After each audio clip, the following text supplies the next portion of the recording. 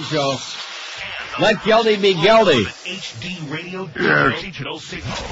We are Radio 560 WQAM. I wonder how it sounds in HD TV digital, huh? Friday, you bastards. What, is Buckethead hate Mo or what? I think he's past me like I was standing still. Great hate. Nice going, Joe. You the man. Great hate? Great hate. Don't hate. The grape hate. Don't play a hate.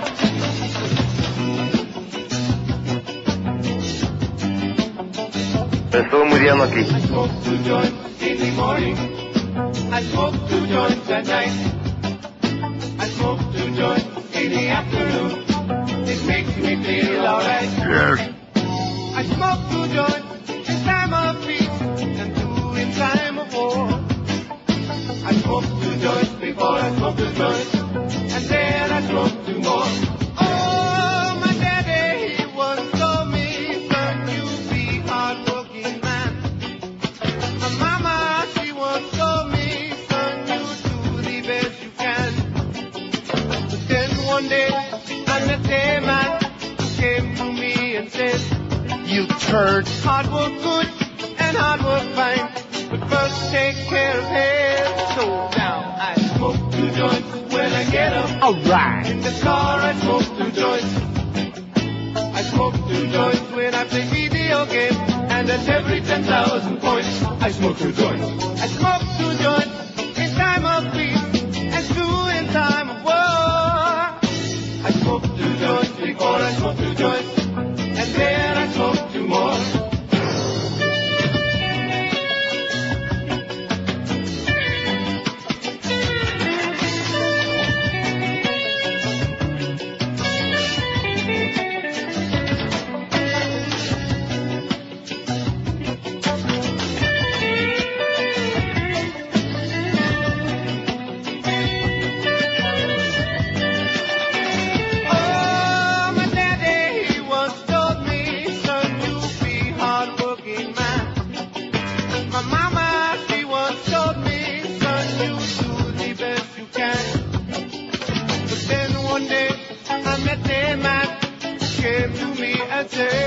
Moron. Hard work good and hard work fine. Just take care of health. That's why I smoke 2 joints in the morning. I smoke 2 joints at night. I smoke 2 joints in the afternoon. It makes me feel alright. I smoke 2 joints in time of peace and 2 in time of war. I smoke 2 joints before I smoke 2 joints, and then I smoke 2 more. Oh! 2 joints. That's what I do. Oh, 2 joints. Come and smoke 2 joints with me in the morning. Oh, 2 joints. Come and smoke 2 joints with me in the afternoon. Yeah. Oh, 2 joints. Hey, would you rather smoke 2 joints or would you rather do your homework? Oh, 2 joints. I knew you were going to say that.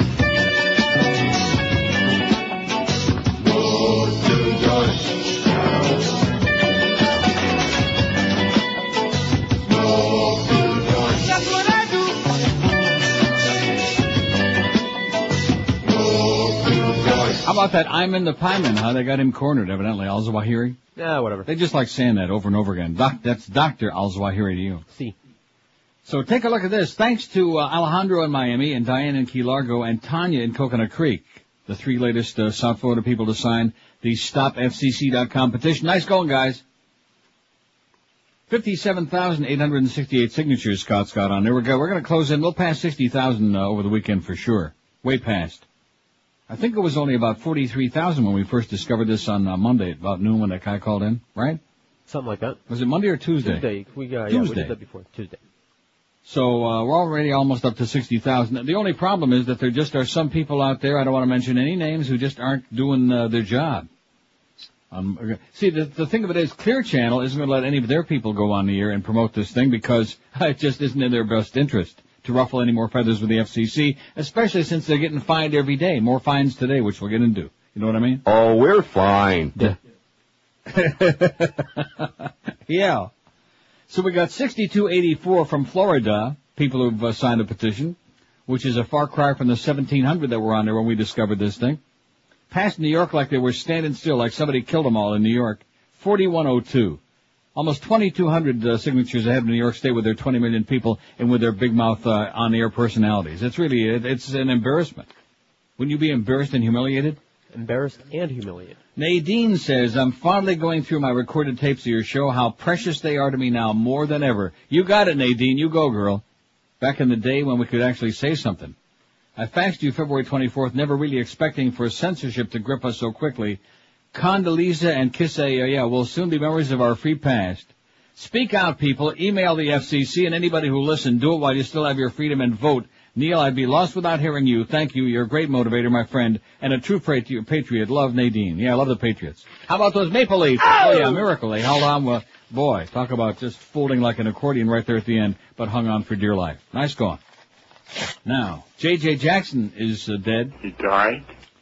John J.J. Jackson, who in the 1980s helped usher in the music video era as one of the first MTV on-air personalities, has died. He was 62. Remember him? He died? Sure. Jackson, a longtime radio station disc jockey, died of an apparent heart attack Wednesday while driving home from dinner in L.A. Friends and radio industry colleagues said yesterday he was fat. Probably had a big dinner. Probably put him right over the edge, and then he died? Probably had a big heart. I talked to him like 2 days ago. JJ was in a great place, said Mark Goodman, longtime friend who also worked with Jackson, as a VJ when MTV started in 1981. It's incredible, so incredibly sad it happened like this. He died? In a statement, MTV said Jackson's love of music and good humor helped set the tone for the cable music network in its formative years. It's too bad the wrong Jackson died. I can think of a couple of others. People would be dancing in the streets if they died, but it was the wrong Jackson who died. You know who I'm thinking of? Don't say it. No, I won't. I know. Keep it to yourself. Now, I don't know what the hell to do. We got so much going on here again today, but I'm going to be very mellow today. I'm not going to get all whipped up like the last few days. Not good for me. No, it's not. It's not good for anybody. Just too much of that. No, it's got nothing to do with my heart. My heart is good. I got a good squeeze. Okay. That's what my doctor at the Cleveland Clinic said. My close personal friend, the doctor. He said, you got a good squeeze. I said, yes. Let's go. Yeah. See, I can't even say what ordinarily I would say there. I can't say that. Well, I don't know. I guess I could say squeeze this. I could say that, couldn't I? Okay. We're not talking about what? No, well, that's why I left about 20 seconds in there. Squeeze this. I got a stress ball I'm squeezing right now. Which of these words or sounds did you find most offensive? We got Elle McPherson on there today. A great picture, George, if I do say so myself. I search painstakingly. She will turn in 10 days from now. She'll turn 40, and you'd never know it. No. She'll turn some heads when they see that picture on there of Elle McPherson. Behind the beaded curtain, you must be 85 years old or above, and you must run over one of your neighbors first before you look at it. We'll get to that story, too. That's tragic. That's pathetic. Man. It is so typically Florida. Sure. Which of these words or sounds do you find most offensive? Well, 76% said none of the above, which those 76%, that's for you guys, okay? And then another 24%, almost a quarter. We have 2,395 vote. Holy moly, man. I guess I should wait a second. We could get 2,400. Let's listen to Roland Cole and lie some more. To redouble our efforts. Okay, good. Let me refresh it. You think we're going to get to 2,400? We could. Now I can't get it to pop up on there, so evidently a few more people voted. You mentioned Dell. And now 2,401. See, good. 76%, 1,825 said none of the above I'm not offended by, which it would seem to me. And, of course, some of the words on there we never used on this show. But the reason that I took this poll, if you weren't listening yesterday, is that we got I guess I better read it again. See, we make the mistake of assuming that people are listening like round the clock to this station and to this show 4 hours a day every day, and they should be listening to this show. They ought to. And at the end of Joe Rose's show where he ripped Mo an ass, which I thought was fabulous. Absolutely. Nice going, Joe. You the man. Blockhead. So yesterday we get this memo, and again, the circumstances surrounding the memo are so pathetic because the Beasley Broadcasting Corporation still has not supplied us. This is only in writing because I requested that it be given to us in writing because I don't have that good a memory now. I remember the 7 other words that we know from 30 years ago. How many years ago? About 30, man. But these are additions, as everybody in the radio industry is now peeing their pants. I'm going to say that a lot while we still can say that, peeing their pants. Okay, you said. Get it in, pee. Their pants. No, so you got to say peeing their pants. Don't just say pee. Well, I'm just talking about the initial. We have been, well, because the problem with that is it could stand for some things on this list, like the very first one, see? We've been informed from our corporate attorneys that in addition to the so-called 7 dirty words, the following words and sound effects are considered coarse language and are prohibited. Now, that's interesting, coarse language. No, now listen to me. I'm trying to think where it was in the latest dictates from the FCC, not only indecent speech and obscene speech, but now coarse language like that, like that. Sure, abrasive stuff. I think that's why they probably had to fire, you-know-who, Pharrell, because, no, that's right, see, that was, he sounded like, coarse, like that, yeah, all the time. And you just can't do that no more. Like a gravel road, Anyway, they're considered coarse language and are prohibited. I mean, I don't understand what that means, coarse language. You know, so we took a poll on this and we listed the words and also the fart noises, which I can say that, we just can't play them anymore after all of No, you know, I started using the a-hole word on INZ, and we were playing that I-95 a-hole song in 1986. That's 18 years ago. Mm-hmm. Here we are 18 years later taking big, gigantic steps back into the Stone Age. It's really scary. 18 years later. Oh, can't say that. Well, how come? Well, we just decided because we said so. Oh, okay. Anyway, so none of the above, 1,836. The TW word, 202. See, I'm not even going to risk saying the words. Fart sounds, 96. I don't believe that. No. You think that there's any adult out there, anybody over the age of 2 that's offended by of any age? No. The only time you'd be offended by a fart sound if it was like where you're standing in line at Publix, right, or maybe in a crowded elevator, or maybe on a bus. Huh? Like in your face. Right. Then you'd be offended. Or maybe like on a plane when one of those big fat Dutchmen is talking to his buddy and is bending over with his big fat butt in your face, and then all of a sudden, well. If it was on a plane, would it be a Flying Dutchman? Fart sounds 96. Next time I'm going Dutch treat. The PUS word 83, which again it all depends on usage, but they say no, just okay. The CO word 80. The D-bag has got about 30, man. Votes. A-hole 22. S-bag 18. The vice president's first name, Cheney's first name 17. The T word for boobs, little bitty booby 13. The PR word for penis 12. And H-on 4 out of 2,413 votes. It's an exercise so silly and so embarrassing, and this is what America has become. Your neighbors and friends and kids and relatives are dying in a war based on lies. Every single day there are innocent people dying. How'd you like to have spent that $100 billion fighting terrorism as opposed to starting an illegal war based on oil and the crap? Are you starting up again? Yes. So here's the war. I'm just thinking $100 billion would have gone a long way toward fighting terrorism and maybe capturing all these evildoers a long time ago, as opposed to like now maybe having al-Zawahiri, that's Dr. al-Zawahiri, cornered, maybe. 1013 at 560 WQAM, your station. Spring into savings right now and save like never before on a new car or truck from Armstrong's Toyota of Homestead. You'll find them on US 1, not that far from you. They're only 20 minutes south of the 836, and it's worth the drive because they're going to save you thousands on great new Toyotas.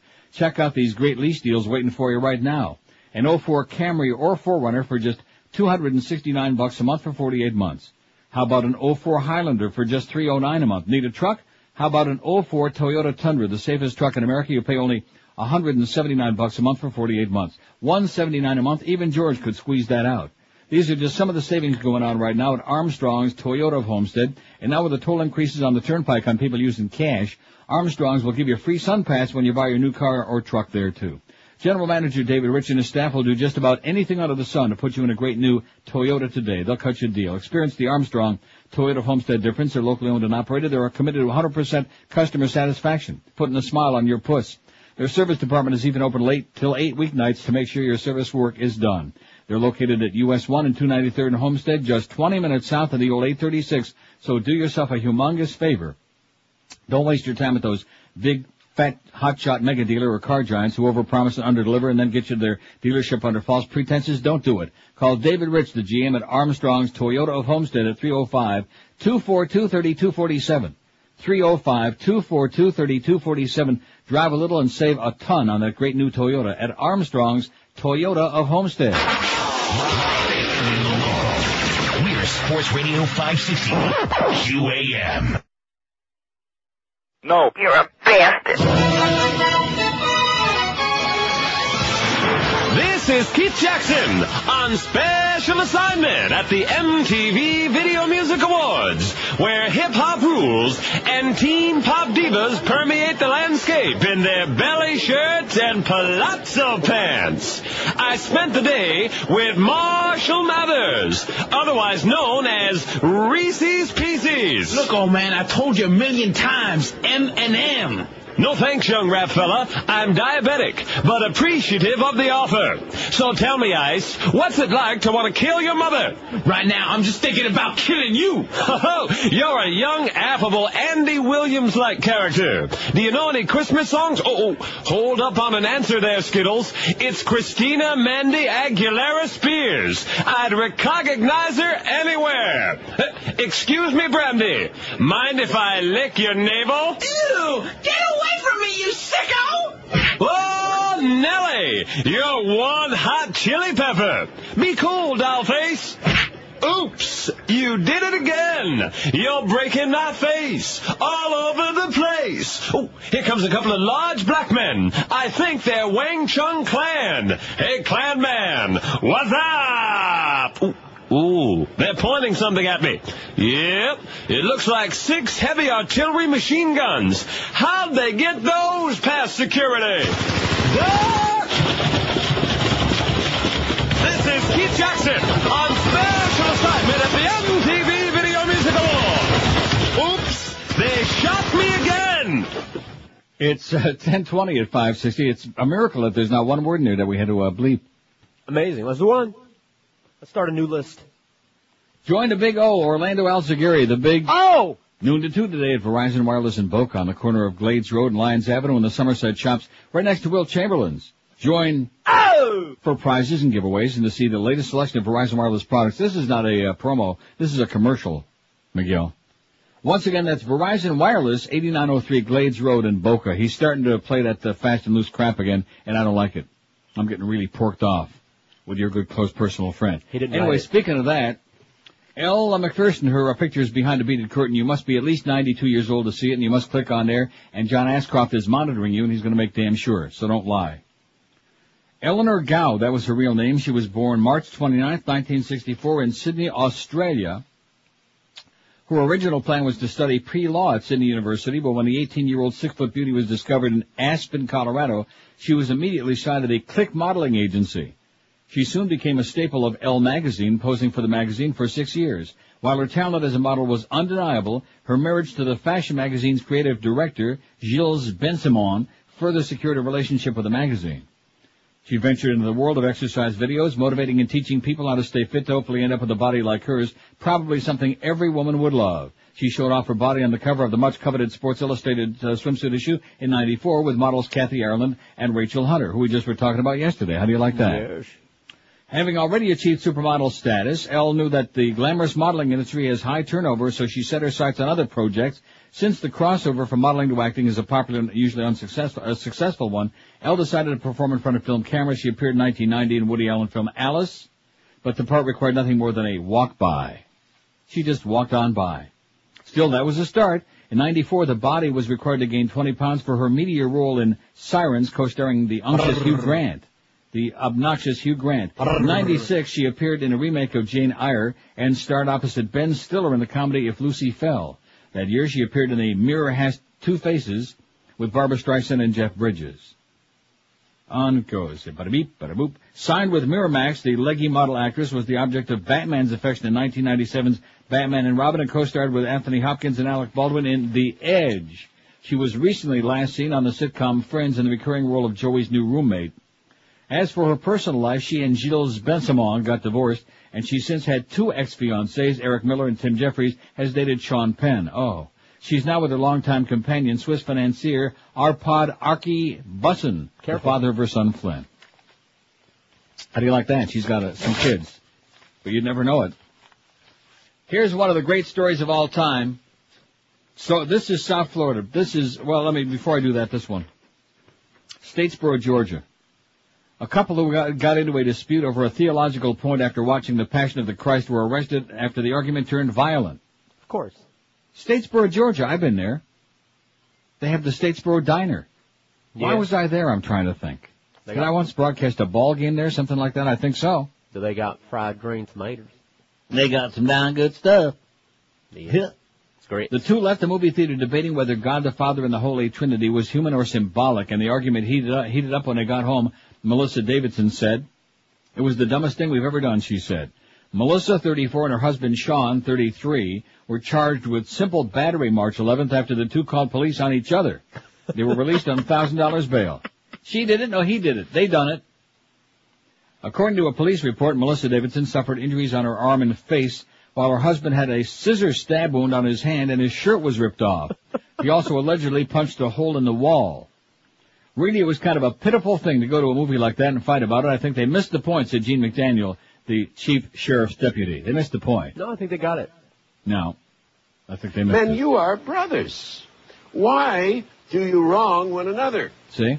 But he who did his neighbor wrong pushed him away, saying, "Who made you a ruler and judge over us?" Yeah, who died and gave you the right? Now, here's the beautiful South Florida story. This is definitive. Make no mistake about it. Coral Gables, a place where very rarely does anything good happen. A 74-year-old woman accidentally ran over her friend, killing her outside a driver's license office they had just left. Oh, my God. Oh, my God. Maria Herrera started her van and put it in reverse when she noticed that her friend, 77-year-old Estelcy Rodriguez, was struggling with the van door because it got jammed on the root of a tree, police said. Herrera got out of the van to help her friend with the door, but when she lifted her foot off the brake, the van, which was still in reverse, rolled backward. Rodriguez was knocked to the pavement, and the front tire ran over her lower body, said Coral Gables police officer Martin Barros. Coral Gables rescue workers rushed Rodriguez to Jackson Memorial, where she was pronounced dead yesterday.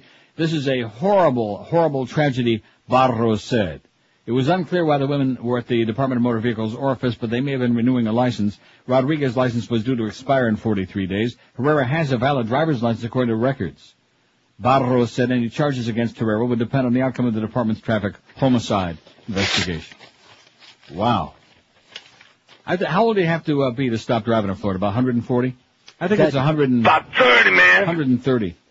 So they got Al-Zawahiri surrounded, supposedly.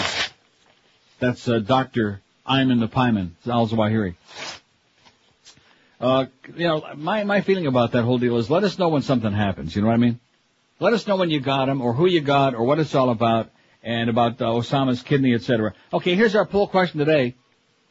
Which of these people, places, or businesses do you think is the most overrated, mostly hype?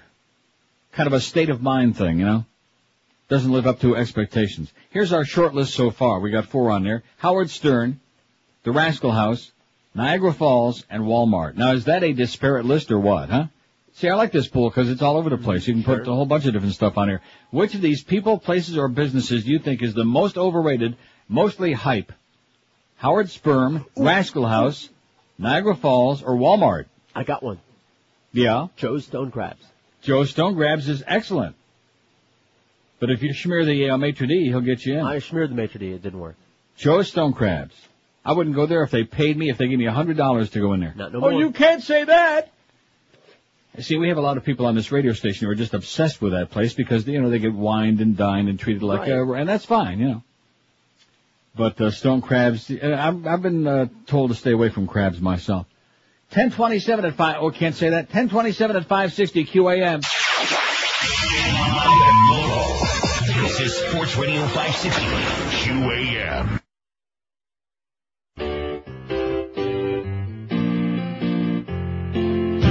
People all across the country lined up to see Mel Gibson flick. In life I'm gonna recess, they were better see our Jesus and they didn't want to wind up sick. And though Bismarck wouldn't do the trick, not one high-speed chase, no girls were wearing lace, no bank robbers or special effects, but people pointed to their multiplex. Damn it! The breaking box office records all across the USA. Peter Jackson's movie was a hit and that is groovy, but Passion still beats Lord of the Rings. Jesus Christ. Not one high-speed chase.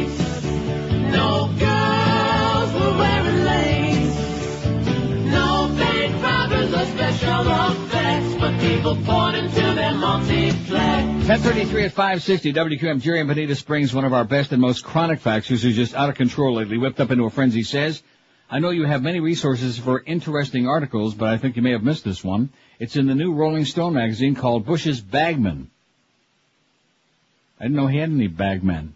A lot of bagmen. It lists all of the large power brokers that have been raising money for GW. Oh, and it should say W's bagmen. We can't say Bush anymore. Correct. The article also explains their corporations' gains and their religious affiliations. I'm not going to type in the URL link. You can just Google RollingStone.com, click on the article. We actually have a link to RollingStone.com, I'm pretty sure, don't we? I don't know. We do, yeah. It says, I don't know, Neil. I think we're surrounded. It's time to circle a wagon, says Jerry. He's getting a little bit carried away, okay? It's bad. And, of course, you're there, and I'm here. But, now here's somebody out there with a great sense of humor. Well, I think we could probably play like a couple of seconds. Hi, this is Jocelyn Elders. And that's it. That's it. Well, we can play that much. Yeah. Do you think you can play Jocelyn Elders, the masturbation bit? Here's the answer. No. To keep it straightforward. It says, after the FCC monitoring of that bit, the list of banned words will be amended. That's right. There'll be lots more words and lots more phrases. And I don't think, can we say pickle anymore? No. No. Or cucumber or anything like that. Jay Rokeach is very upset. We can't say pickle on here no more, and that ain't good for business. Sorry, Jay. Can't do it.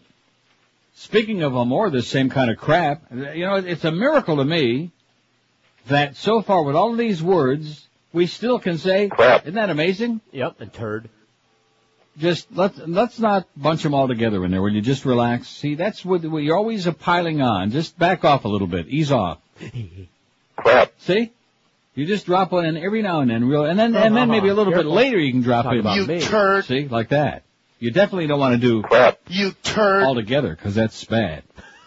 No, it indicates bad intent on your part. Yeah, you're dwelling. Exactly. In fact, they'll take away your dwelling. Yeah, they will. Or maybe even burn it down, like your daughter tried to. St. Petersburg rock bands can scream and strut along the downtown waterfront for another month. After that, they better watch their mouths or it's going to cost them. More of the same. This is in St. Tweet. Amid growing concerns about loud music and profanity, the city wants promoters to pay $500 for each vulgarity uttered on stage. Now, the first thing that comes to my mind is, what about if it's a hip-hop group, or, you know, other groups, but hip-hop especially, and there are many vulgarities in the song they be singing? Right, it's going to be awfully costly. And it even says here, for some bands, that could get expensive. And some might have trouble just mentioning their names. Right. Constant vulgarity is not going to be tolerated, said Councilmember Bill Foster, Hewitt. We can't be the morality police, and we can't be the constant saviors of the First Amendment, but we can dictate what goes on in our public parks. Vinoy and Straub Parks, is that Vinoy? I guess it is, have been popular concert venues for decades, but as the number of downtown residents has grown the past 10 years, so have the complaints. The issue boiled over in October after an especially profane performance by the rapper 50 Cent. The city council decided to take action. They said we wouldn't give you even About 30, man. cent for him. Now they plan to ask each promoter to put up a $10,000 cash bond for each concert at a city park. A $500 fine would be levied for each profanity, but that only covers 20 of them. If the fines exceeded $10,000, the city would pull the plug and the promoter would be banned from holding another event for 18 months. Local promoters are already groaning. Well, like that. Oh, and speaking of Niagara Falls, spelled with too few A's in there. Get the spelling right, eh? You see the way it's spelled on there? Yeah.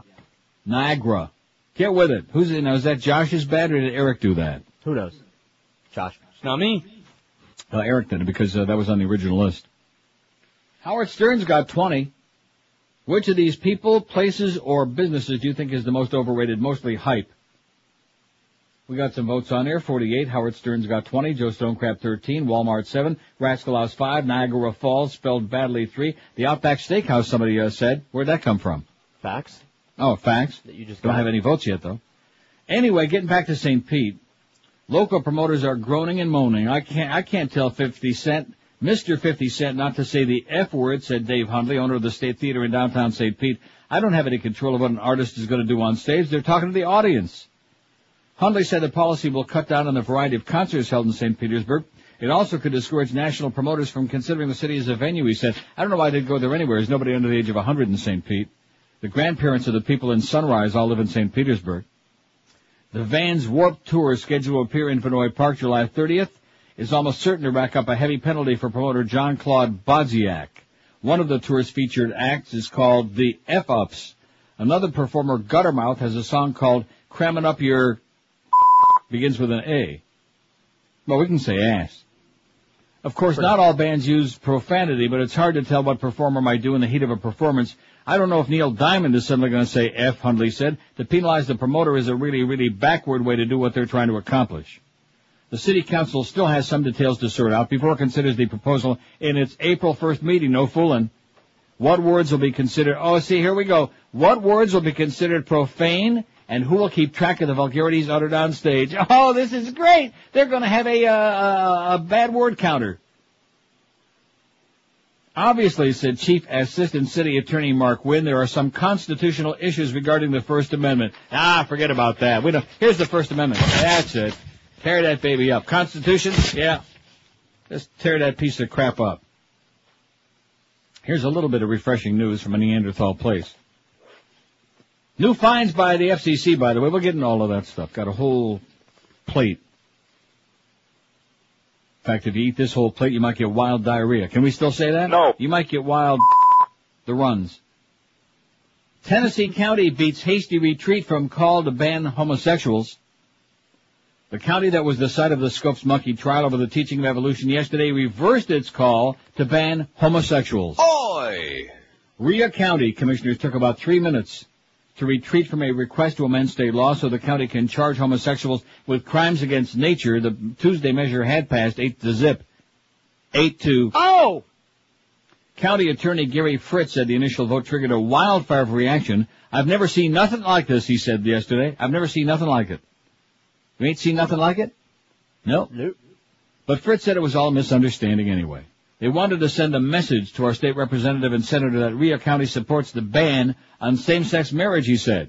Same-sex marriage is what it was all about. It was to stop people from coming here and getting married and living in Rhea County.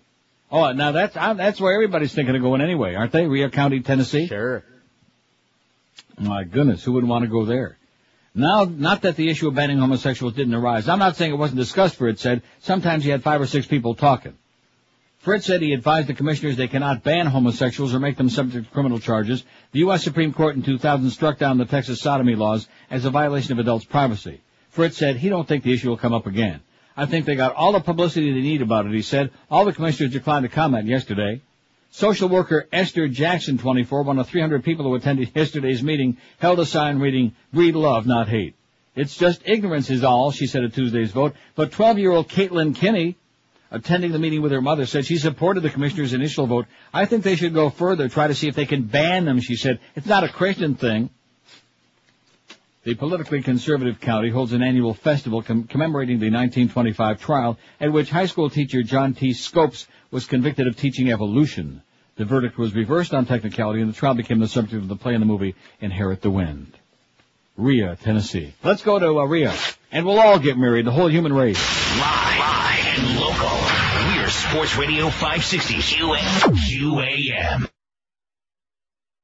My guest tonight is the rare person who wouldn't have to change her name if she became a porn star. Jewel is here. Yeah. Where's the weirdest place you've ever had sex? I love sex. Really? Yes. This is something you practice every day? Mm-hmm. Where do you fall? I mean, are you good at it? Or? Yeah. Yeah, sure. I'm so good at it now. Right. Can you show me? I'm serious. Oh my God. Oh my God. So naughty, you guys. Are you alright? Mm-hmm. Are you pissed off? No. You should have sex in as many places as possible. And, of course, there's a line that goes there, but we're not going to be doing it no more, are we? 1046 at 560. I have no idea why I played that, other than it did mention sex, and I can play it. Wasn't that great? It was phenomenal. And Carson Daly was in there, one of our very least favorites. Okay, let's get some more names and places and things for this poll today. We'd get a lot more votes if we had some other choices on there. We're diddling around. We'll get to the latest fines against Stern and this one and that one and Bono. Although Bono's not actually getting fined. He was cited. Where? But we'll get to that. He was cited like outside the studio waiting to get in. Which of these people, places, or businesses do you think is most overrated, mostly hype? 5670560, pound 560 on the AT&T and Verizon Wireless line. WQAM, hello. Hey, Neil, I have a suggestion for your poll. Yes, sir? How about Christianity or religion? People, places, or businesses? No, I don't think so. Do you think Christianity is a people, place, or business? Well, it is a business, but not the kind of business we're talking about, no. So we're 1 for 1, okay? You said that this morning. It must have been a psychic premonition. Well, yeah, psychic. It always happens. That no matter what the poll is, there always is that segment of the audience out there that just, they don't get it. We might as well not even ask a question. They have their own agenda. Hey, that's a good idea. Maybe we'll do that on Monday. Maybe we'll just say, today's poll is, call in now and put something on there. Right. Fish. I think that's a great idea. I suggest fish. And that's because he said Christianity and it's Friday. All right, planted a seed. WQAM, hello. Yeah, Smith and Walensky. What was it? Smith and Walensky, the big Oh, house. Smith and Walensky. Oh, excellent choice, man. All right, Thank you. Bush in 04. Okay. Smith and Walensky. 5670560. We had a bad connection on there. I'm sure I didn't hear what he said there at the end. WQAM, hello. Hey. Yes, sir. Hey, Neil, how you doing this morning? Pretty good. Hey, can I suggest Jimmy Buffett for your poll, please? Jimmy Buffett is a fabulous choice. Well, now we're going. Any of that nonsense. He makes me sick to my stomach. Me too, buddy. In fact, if he could find paradise, I wish he'd take his cheeseburger and go there and eat it and not come back. That's a redneck thing, man, Jimmy Buffett. It's a South Florida Keys redneck Yahoo. Da-da-da-da-da. Oh, gives me the willies. Plus, he's a real homophobic jackass, too. Is he? See, I can't say but I can say jackass. For now. Now, what would happen if you were walking along and you and your jackass fell in a hole? Would that make it a jackass? Pit. So we got synonyms, baby. No. Just watch yourself now. I'm watching them. Oh, Mike in Plantation's got a fabulous choice here. Chuck E. Cheese. Yeah. Man, that's why they say take the kids there, because anybody who's developed a taste bud and goes there will just puke their guts out. That's what it's for, I mean. Especially with that plastic cheese on the pie. I always like a pizza pie with a nice coating of plastic cheese on it. Well, that's why they serve beer and wine. Kind of like that plastic turkey that the El Presidente, that W, took to Iraq. Don't talk about at it the like airport. that way. I said W. Anyway, so thanks to Mike in Plantation. Overrated Outback Steakhouse says DP. That's already on there. It'll get some votes. Why do they say that? I do like the Bloomin' Onion. I like them, but that's their opinion. I think they're pretty good, the Outback, but I know many people who despise it like poison. I'm not really sure why. I like the walkabout soup. I love the walkabout soup. Right. Man, that'll give you a good heart attack real quick, but it's delish. Join George. What is this? Join George Rodriguez of the Neil Rogers Show? Why do they have to do that? Like, we don't know who you are? Scott wrote it. Scott wrote it? Retarded Scott? How come he's still there? What does he do? All kinds of things. All the time. All of these things. Join George tomorrow, 11 to 1 at the Fort of Pompano. Look, he's doing something now. I'll bet he is. Tell him to get his finger out of there. 1000 North Federal Highway in Pompano Beach, a half mile north of Atlantic Boulevard on the corner of 10th and US 1. 10th what? 10th Street, 10th Avenue, 10th... 10 degrees of separation. Like Scott, 10th of a brain. There'll be prizes, giveaways, and sandwiches, courtesy of Atlantic City Subs and our close good friend Ira. That's Fort of Pompano tomorrow with George, 11 to 1 on Federal Highway in Pompano Beach. Does this say anything about, giveaways? Giveaways. Yeah, we'll give something away. Yeah, we'll give something. We'll give you a piece of our mind. How do you like that? We got a new and improved wheel. It's quieter. And you can spin the wheel. And all the pegs are in it. 123 votes on the poll. We'll get there. We're going to get this poll rolling. Which of these people, places, or businesses do you think is the most overrated, mostly hype? Joe Stonecrab, 39. Fabulous choice. Yeah. Howard Sperm, 33. Come on, Howie. Get off your ego trip and get those people signing those petitions, you jackass. He really frost my ass this lately. Walmart, 21. Rascal House, 13. The Outback, 13. Niagara Falls, 4. And Jimmy Buffett and Smith and Walensky are still waiting for their first vote, but they'll get some. Guaranteed. WQAM, hello. Hey, I got a suggestion for your poll there. Yes, sir. I don't know if you need to list these separate or together because they're basically the same place, but Planet Hollywood and Hard Rock Cafe. Now, is Planet Hollywood still open? Yeah, sure. It is? Sure, they have them. Oh, boy. They've got one out in Las Vegas out at that Forum shop. Right. Yeah. Okay, Planet Hollywood and Hard Rock Cafe. Yeah, basically just, same food you can get anywhere else at twice the price. Okay, I'm amazed that Planet Hollywood's still open. That's a shocker. Yeah. Thanks, Pally. All right. See ya. 5-6. Now, can we still? We can still do that. So far. So we can still say You turd. we can still do that. We can even do that. Mm-hmm. We can still say God damn. Right. But that's it. Maybe a little of this. And we can still do that much of that. Maybe some Oh no. And No? we certainly can't do Squirt. that. WQM, hello. Yeah. Can I talk Yes, sir. to Neil, please? Speaking. Neil? Yes, I am. Hey, Neil. I have got something for your poll. Okay. I don't know, that seems so obvious to me, the Miami Dolphins. People, places, or businesses. I would say no. I mean, it is a business, just like religion's a business, but it's a stretch. You know what I'm saying? It's a stretch. In addition to which, I would like this to be the one show that we don't discuss the Dolphins on. I am so sick and tired. Thank you. Brother, this radio station is so Dolphin sick. It's nauseating. It just makes me want to barf. Oh, a little bit. Not a lot, just a little bit. 5670560, pound 560 on. But you have an excellent point. They do suck. And this business with Mo and Jay Fiedler, is that ever going to stop? No. It's like a disease. Absolutely. Like a sickness, like the two of them are joined at the hip. Well, let's see. They're both Jewish. They're both highly overrated. That's a shot. Sorry, Jay, but you're highly overrated. Jay, how can he still be on the team? That's the thing that I don't understand. Maybe Josh can explain that to us. See, but now I'm going back on my word. We're talking Dolphin talk. No way. Well, hey, I got a great idea that could save our listeners a tremendous amount of grief and aggravation and might improve our ratings all around the rest of the day on QAM. Okay.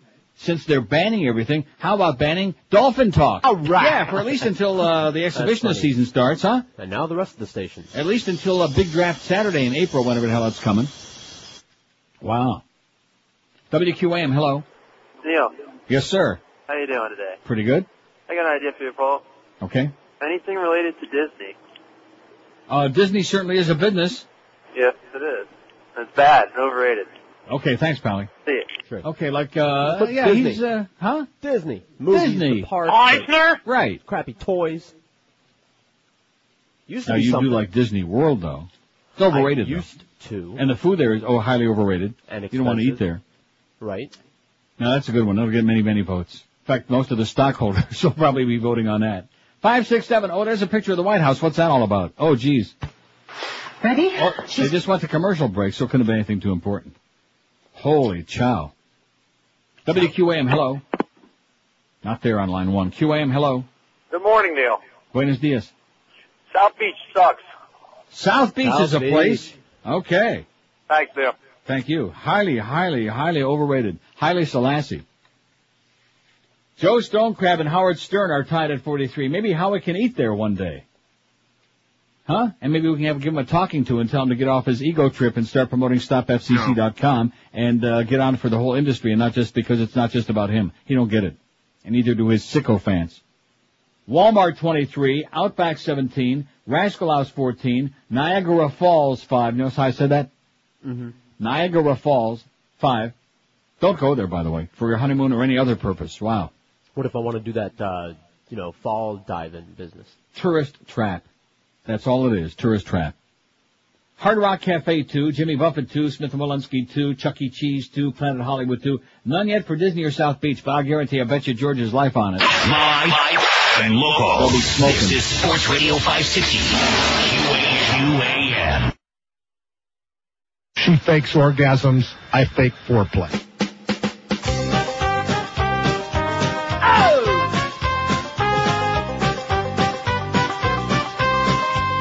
All right. Miami has the Dolphins. They're the worst football team. They flub the ball from goal to goal like no one's ever seen. Absolutely. They're on the ground. That's where they'll stay. They're never in control. No. And when you say Miami, you're talking toilet bowl, 'cause they're the Miami Dolphins, Miami Dolphins, Miami Dolphins number. How many teams in the league? 32. Miami Dolphins, Miami Dolphins. Don't bet on them, you'll always lose. They don't know how to tackle, they don't know how to block. Their coaches ought to tell them to put Bengay in their jocks. Then they would run much faster, and even in defeat, when we go to the stadium, we'll see Miami Heat, and they're the Miami Dolphins, Miami Dolphins, Miami Dolphins number. How many teams in the league? About 30, man. Miami Dolphins, Miami Dolphins, the team that hasn't got a clue. Miami has the Dolphins, but the Dolphins have no fans. Just 50,000 assholes sitting in the stands. Sure. They watch the game and all they do is moan and gripe and bitch. I wonder how Joe Robbie got to be so goddamn rich. And they're the Miami Dolphins, Miami Dolphins, Miami Dolphins number. How many teams in the league? 32. Miami Dolphins, Miami Dolphins. I hear the crowd begin to boo. The Dolphins have Jay Fiedler, that quarterback's a Jew. Run down the field and he will throw a pass over you. He'll never win a Super Bowl, you shouldn't be surprised. When he gets cut, that doesn't mean that he was circumcised. And they're the Miami Dolphins, Miami Dolphins, Miami Dolphins number. How many teams in the league? 32. Miami Dolphins, Miami Dolphins. Jay calls his signals in Hebrew. The Dolphins have no defense and their offense is a joke.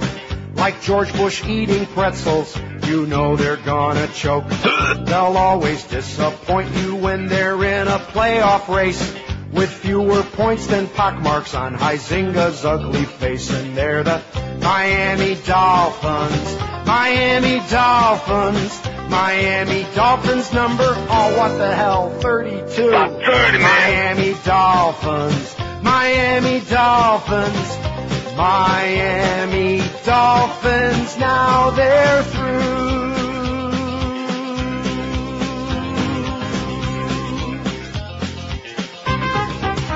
How sad, you know? How sad. I'm sitting here and all of a sudden like, and I got to reach over and, did you hit it too? No. I did, when he said 50,000 a-holes sitting in the stands. I knew you would. Larry King, somebody suggests. Loan me $50. Larry King's an excellent choice. Highly overrated. Snapping them suspenders. Tossing them marshmallows. Last night he had Tammy Faye on, who's been diagnosed with inoperable lung cancer. Did you know that? No, I did not. Tammy Faye, who of course we like for only one reason. The media is sick and needs help badly. Probably spoke the greatest truth in the history of the human race. Didn't even realize she was doing it. You want to kill me as you did the Egyptian yesterday? Sure, why not? 567-0560, pound 560 on the AT&T line. Let's get into the latest FCC business. Let's see, Planet Hollywood's still open in Disney. Overrated, Alex Pinellas. Alex, Pequena. You know, it really is so ridiculous. We can't say anything when you come right down to it. So it's just not. I mean, I was thinking, I'm playing that Dolphin song, and I'm thinking, well, KJ at least, unlike Boca Brian, who's a potty mouth, KJ, we don't usually have to worry about him. You know, he's just very clean guy. Mm-hmm. And then he throws in there the holes, and and all of a sudden I'm reaching and I'm dumping and thumping, and God, it's pathetic. I'm going to think very seriously over the weekend about a music show. Yeah. Because in rereading my contract several times, About 30, man. It doesn't say anything about doing a talk show or the content of the program. It just says the Neil Rogers Show, 4 hours every day, and that's it. I know, just the kind of music. Nice and safe. Right. No one can have a problem with this, can they? Jesus loves them little children. All the time. You betcha. Or maybe something a little bit more lively. All right. They're saying something in some language in here. I'm sure it's over. I beg your pardon? They're saying something in some language. Are they? Aren't they? Chanting something? And then, of course, there's always... Boy, it sure starts out slowly, doesn't it? Real low. About 30, man. One is the loneliest number that you'll ever do. I think I'm going to watch that again. In fact, I think between now and 2 I'd have almost enough time to see that movie again, Magnolia. Love it. Play the audio. Federal regulators continue their crackdown in indecency yesterday, issuing a fine for broadcast of the Howard Stern radio show and ruling that an expletive uttered by rock singer Bono on NBC violated broadcast standards. You know, it's interesting how radio continues taking it up the old rectum shoot. Even here in Canada, the CRTC, which is the equivalent of the FCC, man, Stern was on in Toronto and Montreal for a while and long gone. This show, in its old form, would have lasted 15 minutes in Canada. But on TV, totally separate standard. Like I told you, they have the Ozzy Osbourne show. No bleeps. Every word that's ever been invented. You can turn on CTV right over the air. And they have all kinds of shows with every word that's been invented and some you never heard of, eh? So radio always takes the shot, but TV they can do whatever they want. Anyway, the FCC proposed fining Infinity Broadcasting the maximum $27,500 for a Stern broadcast on WKRK-FM in Detroit. The FCC also overruled its own staff and said that Bono's expletive during the 2003 Golden Globe Awards program was indecent and profane, but issued no fine. FCC Chairman Michael Powell had asked his fellow commissioners to overturn the FCC Enforcement Bureau's finding, and they did. They goose-stepped along. The FCC also proposed fining a subsidiary of Clear Channel Communications $55,000 for a broadcast on 2 Florida radio stations where the host conducted an interview with a couple allegedly having sex. It's really amazing to me, but John Hogan, you have a little bit of a problem there on Clear Channel because it seems to be about 80-90% of the fines that are being meted out lately are to Clear Channel stations. Karma. WAVW in Fort Pierce and WCZR in Vero Beach. Clear Channel stations. The fines are the latest in the stepped-up campaign by the FCC to crack down on indecency. Critics have said the Commission failed to aggressively enforce rules, leading to a coarsening of the airwaves. Oh, that takes us back to, yeah, see what goes around comes around. Coarse language. Coarse. Of course. Federal law bars radio stations and over-the-air TV channels from airing references to sexual and excretory functions between 6 a.m. and 10 p.m. when children may be tuning in. The children. The rules do not apply to cable and satellite channels or satellite radio yet. The FCC received hundreds of complaints about the Golden Globes broadcast after Bono, the lead singer of the Irish rock group U2, said, "This is really, really effing brilliant." The Enforcement Bureau said last October that Bono's comment was not indecent or obscene because he didn't use the word to describe a sexual act. The performer used the word as an adjective or expletive to emphasize an exclamation, the Bureau said. But Michael Powell said, not good enough. You will come down on him. To avoid a repeat incident, NBC aired this year's Golden Globes broadcast on a 10-second delay, and ABC did the same with its telecast of the Academy Awards show. I say maybe about a 10-day delay so the government censors can really go over everything with a fine-tooth comb. Right? Sure. Good idea. Infinity's WLLD in Tampa gets a slap of $7,000 from the FCC. They're just fining. Oh, we're fine. Like crazy. The CHR rhythmic received the fine for airing what the commission found to be offensive references to oral sex. Now, I want you people out there to stop and think about the Star Report when Bubba and Monica were doing their little thing. Squirt, squirt. Oh, my goodness. They made oral sex like household language. Right. They made job like as common. Even little girls in school were like checking that out. Oral sex, as well as other objectionable material during a live broadcast of The Last Dan Show, a hip-hop concert. Infinity had argued about the nature of the material as well as the constitutionality of the FCC's indecency standards, but those arguments fell on deaf ears at the commission. What a surprise! Commissioner Michael Copps descended to the affirmed fine and grumbled about how the FCC carries out its statutory enforcement responsibilities. The concert aired in September 99, and a notice of apparent liability wasn't sent to WLLD until December of 2000. A forfeiture order wasn't released until March 2001, and then it took another 1.5 years to address Infinity's reconsideration petition. The Commission is finally addressing this case 4.5 years after this program was broadcast, Copps said, adding, when this agency finally acts, the penalties it imposes are woefully inadequate. Didn't I tell you he makes Michael Powell seem like a good guy? Mm-hmm. This Michael Copps. He's a lunatic. The vulgar and explicit nature of the indecency and profanity that was broadcast gives the FCC the obligation to take serious action. Instead, the majority upholds a fine of $7,000. Such a fine doesn't even rise to the cost of doing business for this multi-billion-dollar conglomerate, meaning Infinity. And I got a lot more, including Tom Jicker's column. All kinds of good stuff. Lots of crap as the crap just continues. There's no end to it. 12 minutes after 11 at 560 WQAM. Who's leading on our overrated poll? Howard Sperm, 56. Joe Stonecraft, 54. Walmart, 27. Outback Steakhouse, 21. The Rascal House, 17. South Beach, 13. Disney, 10. Hard Rock Cafe, 9. Planet Hollywood, 5. Niagara Falls, 5. Jimmy Buffett, 5. He's still eating his cheeseburger. Smith & Walensky, 4. Larry King, 4. Chuck E. Cheese, 2. Alex Pacania, 2. And Tammy Faye don't have any. Tammy Faye's on there? She just was diagnosed with lung cancer and you're putting Tammy Faye on the poll? I didn't put her on there. Well, get that off of there. Who did that? I don't know. Josh. He heard you say her name. What I'm going to do is I'm going to get the phone book in the other room. I'm just going to read a bunch of names. All of them will be on the poll. Just fax the pages. Because all I have to do is just, mention a name, and no matter who's sitting in there, I don't want to miss that. A-B-ish and they get it on there.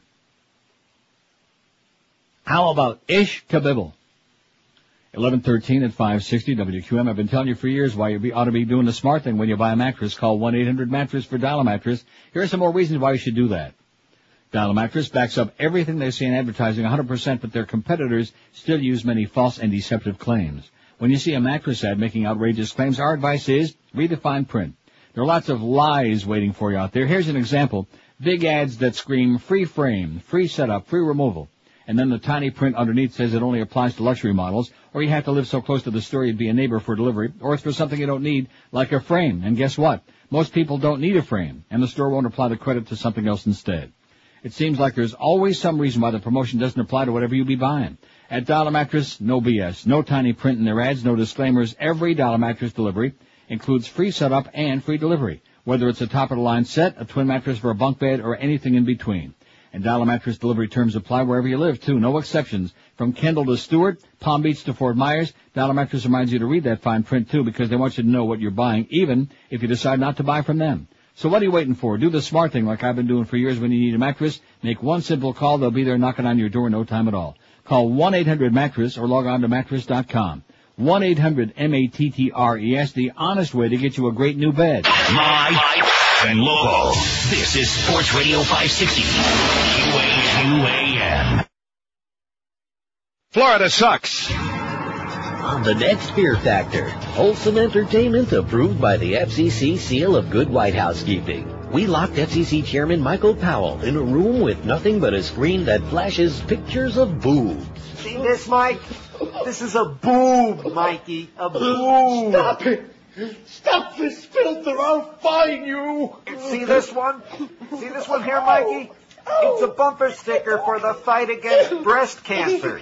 Get me away from me! Look, you little sissy. Here's my breast. Fear Factor with Michael Powell. Must-see TV for the minds of ignorant little babies. Brought to you by DirecTV. Now with over 200 channels of garbage and 11:18 at 560 WQM. Happy Friday to you. What about Rick Sanchez, says John in Columbia, South Carolina. That's a good choice. State of mind. That's what MSNBC found out. I tell you, when you get blown off of MSNBC, then you know you got real problems. Like Ask Phil, he'll tell you. What is this other thing that you just sent me? The rescuing knowledge? What is this? It's a thing. It's got knowledge stuff. It's a database thing. I don't know. I can't even read what it says, though. The MHD what?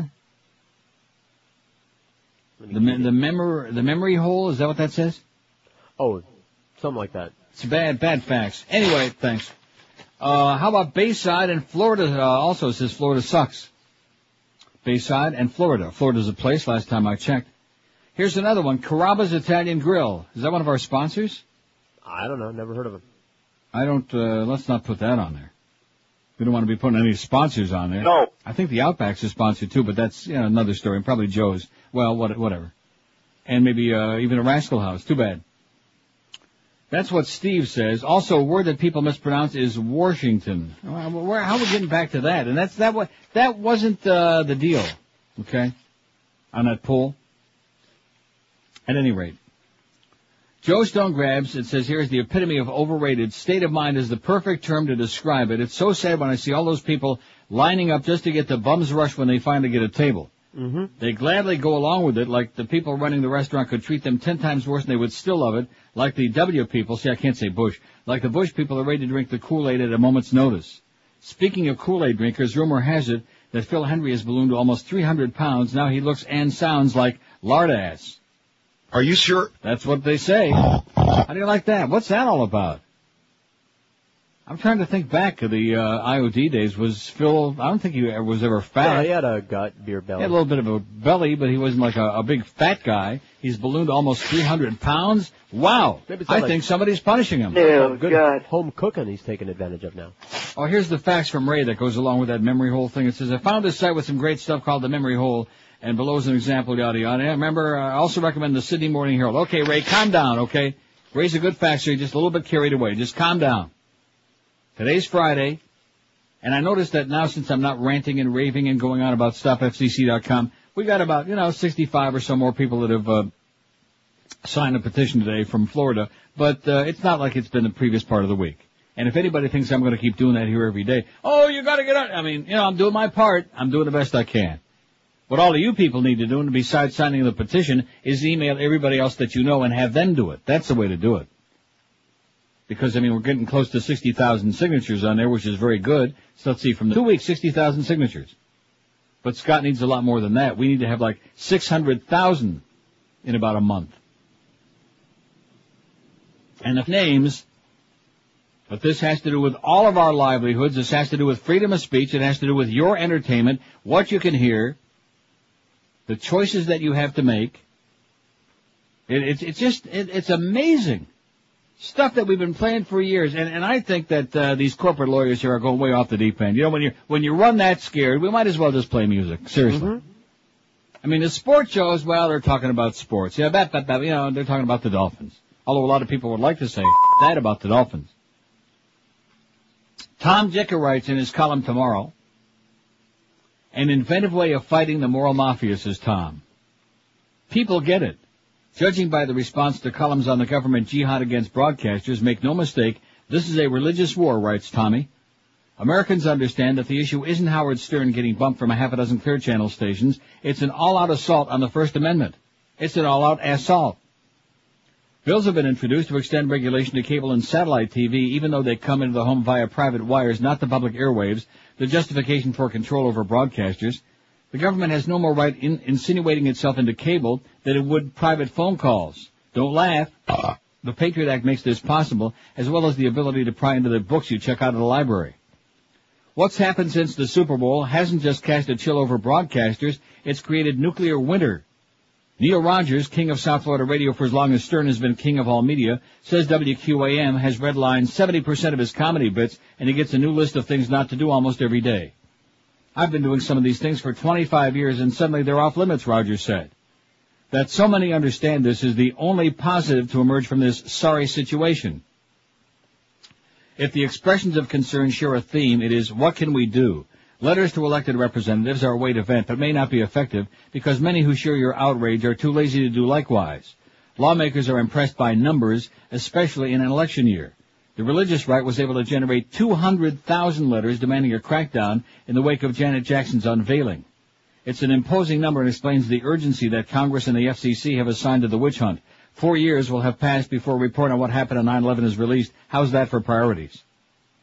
However, a New York computer technician named Scott hopes to trump the moral mafia fivefold. 2 weeks ago, Scott launched the website stopfcc.com, whose centerpiece is a petition for media freedom of speech. While we realize that the government has an obligation to protect our children, the petition states, surely there needs to be a limit to what is regulated. Adults and parents are capable of making decisions about what to watch, read, or listen to, and are certainly capable of turning off or putting down anything that may offend them or their children. As voting citizens, we ask our elected officials to consider your actions in attempting to further regulate television, radio, cable, satellite, print, and internet content. We'll fight these actions by voting for a politician who cares about our rights as Americans. The goal is 1 million signatures. In less than 2 weeks, more than 50,000 Americans have signed, according to Scott, who says he wants his last name withheld out of fear of reprisals. I don't blame you, Scott. Significantly, Scott says, these are verifiable signatures. I'm using Bill Clinton's e-sign law to verify them. After a signature is registered, an email request for verification is transmitted. A positive reply makes the signature as valid as if it were done by pen on paper. Scott is taking his campaign beyond sheer numbers. The website shows how many signatures have been received from each state. Florida's number 3. So elected officials can gauge which way the wind is blowing back home. Apparently, some lawmakers have taken notice. A techno-whiz, Scott is able to track who's checking out the site. He says there have been numerous visits from people with .gov addresses. His next step, he says, is to break down the signature by zip codes, which he's already done, by the way, Tom. It's on there. Jicka says, if you think this is overreaction, much ado about a threat more imagined than real, keep this in mind. This is an administration whose chief law enforcement officer, Attorney General John Ashcroft, ordered drapes be put over classical pieces of sculpture. Nice going, Tom. Thanks. Tom Jicka in tomorrow's Sun Sentinel. How do you like that? Not bad. Don't be giving me not bad. At least he's got the website in there, okay? StopFCC.com. Which a lot more you people ought to be doing on there today. Boy. You know, they do a lot. Florida's doing great. Coming from nowhere, coming from 6th or 7th spot on there. To pass others like they're standing still. Past New York State. I still can't get over that. I don't know why. It's just amazing to me. It's just shocking. But then again, even on his own petition there to bring Clear Channel, to bring Stern back to Clear Channel, even on his own petition drive there, which was started by 2 Florida guys, by the way, got a big thing in the Herald the other day. Yesterday. Even on there, he's only got 4,700 signatures. So maybe if some people would exert a little bit more energy on behalf of the entire industry and on behalf of freedom of speech and the Bill of Rights, maybe we'd get something going here as opposed to being just, on their perpetual lifelong ego trip. 6,362 for Florida. Texas got a head start on us right off the bat, so they got like over 11,000. California, 8,940. That's what Florida will hop over next. If you folks hop on there on StopFCC.com. We're over 2,000. We're 2,200 and some odd signatures ahead of New York State with their 20 million lethargic people. Live and local. This is 560. The radio's all yours. QAM. Today, you bastards. If anybody has opinion dissenting from our way, we'll place your name into the system as enemy of the state. Don't even bother to question. Just follow and obey. Everybody's turning fascist. Fascist USA. In the act of patriotism, we're watching all of you. Everyone's under suspicion, so that's what you do. They've got information on all you mindless fools in Bush Fatherland Nation, Fascist USA. You gotta hate those Jews. Are you? And Clinton's liberals too. Believe everything we tell you on the state-run news. Blood war for corporate. Fill up your Escalade. A Reuben Cheney Bush menu. Fascist USA. Oi! We don't like to see our jobs go. A bad economy's good. We're fascinated by J-Lo. Don't read no stupid books. All now are embracing the Pax American way. Everybody's turning fascist. Fascist USA. Oh, 27 till noon at 560 WQM. Here's a fax that says Phil Henry was on Dennis Miller the other night and looked pretty rough, is what it says. Yeah, but wait a second. 300 pounds and ballooning up like somebody stuck a bicycle pump inside of his navel. Or maybe... rectum. Who knows? Overrated. Here's a good one. George W. and then says you can't say his name on here. George W. Bush, El Presidente. How could we forget him? See, well, you know. That sure fits in with the poll. Which of these people, places, or businesses do you think is the most overrated? Mostly hype. Well, I think that fits him like a rubber glove. Now, speaking of crazy people, FCC Commissioner Kathleen Abernathy says indecency rules are necessarily vague. Oh, yeah. Very good, sweetheart. Kathleen Abernathy said yesterday morning that because context plays such a huge role in determining whether content can be deemed indecent, the Commission's policies on what constitutes an indecent broadcast must reflect that reality. Given that we're dealing with First Amendment speech rights and protecting children, she told reporters yesterday morning in her Washington, D.C. orifice, I think that you've got to recognize there's going to be a lack of clarity. Right, isn't that great? Yeah. There's going to be a lack. In other words, nobody has any idea what they're talking about, including them. Everyone has to use their best judgment. Indeed, she called on networks to set standards for their stations to follow. The networks have to guide their stations and say, here is what we think is appropriate balance, Abernathy said, and then we will at the end of the day give them guidance. But understand, we can't tell you in every instance, up or down, when it's appropriate and when it's not appropriate. So they can't tell us. We're just supposed to guess and hope for the best. She added that the Commission is committed to completing its reviews of indecency complaints more rapidly to help inform the issue. We're trying to get these indecency complaints out as quickly as we can because they then provide the guidance for future programs, she said. It's a little bit, here's the understatement of not the century, the history of the human race. It's a little bit difficult for the broadcasters if we say something is indecent and it took us 2 years to say it, and in the meantime, a whole bunch of stuff continued that they might have said they wouldn't have broadcast. Well, what a rocket scientist, Kathleen. What a genius. What a f***ing genius. That's like saying if you would have put a road sign up there that said the speed limit was 45, we wouldn't have been going 90. Huh. Yeah. Instead of dragging your feet and waiting and waiting and waiting and diddling around and waiting for a political year when when it's opportune to strike, when you're pandering to all the goody two-shoes out there, all the people who think fart sounds on a radio are obscene and disgusting and vulgar. I think those people are obscene and vulgar. And you know somebody else who's obscene and vulgar? You know who I'm talking about. Put those two together. Who you got? In fact, why isn't he on the poll? Pig Pop? Rush Limbaugh. Oh, Pig Popper. Bill Pop. Big Papa. Yeah, Big Popper. You've heard of the Big Bopper? How about the Big Popper? Hey, by the way, I heard the Big Bopper died in a plane crash. With Richie Valens and Buddy Holly. Didn't you hear that? Right. Just long time ago.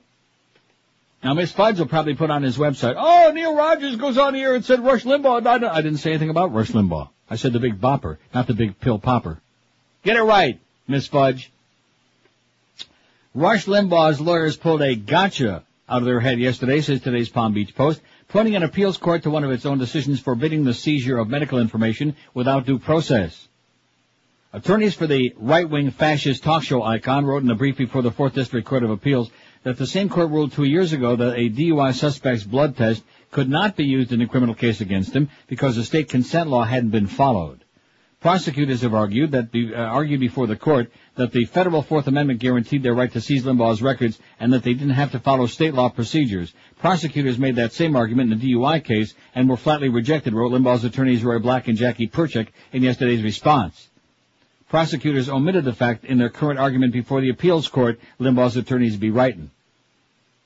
Well, we already know that. They seized his records, doctor shopping, yada, yada, yada. The appeals court will eventually rule whether Krischer's office can use the medical records One of Limbaugh's most unlikely allies, the ACLU and doctors groups have joined Limbaugh in the fight to keep his records private. On his radio show yesterday, Limbaugh said he had shown restraint from doing so in the past 5 months, poked fun at Krischer. Limbaugh, though, has constantly complained on his show that the investigation is a political witch hunt conducted by Krischer, a Democrat. Let him charge me with making fun of him, Limbaugh said in the show. I'm sure he can find a statute. Maybe he can find a statue, and the Attorney General can cover it up with a cloth. Or topple it. A spokesman for the state attorney's office, Mike Edmondson, declined to comment. We don't respond to what suspects say, Edmondson said. Suspect. I like that. Rush Limbaugh, suspect. Yeah! Big fat suspect. Pill poppin', admitted pill poppin' suspect. Pill poppin', doctor shopping. Has kind of a ring to it, don't it? Rhymes. Could be a song. I like it. Put it to music. Boca. Let's see. Eddie in Pembroke Pines, who's out of control, says, Bush crime family, can we say this? These words and sounds the FCC is objecting to be just the beginning. I'm sure they think some of these ideas are a lot more obscene. The Bush family continues to expand and maintain their influence to control and overthrow the governments of other nations. The new deal is they want to keep the Haitians down to keep their standard of living low, about 11 cents an hour. It's good for big business. Yeah, sew those baseballs a little bit tighter so they can hit 100 home runs a year, please. It worked in most nations they got involved in. Didn't work in Cuba, hence the hard line. We have a bogus war on drugs that just funnels money into their family. It's a war we'll never win because it's too profitable. And you know, a lot of people have forgotten. Thanks, Eddie, for reminding me, even though it's not in your facts, but it just lit up that light bulb on top of my head again, top of my crown. May 2001. Colin Powell presents the Taliban with a check for $43 million U.S. in exchange for cutting down the drug trafficking and those poppy seeds. Remember that? Yep. How many times have we talked about that? About 30, Do the man. American people care? No. Is the media screaming about that? No. If I were one of the Democratic behind-the-scenes there people putting the words in Kerry's mouth, I'll guarantee you right now they'd be screaming bloody murder about that.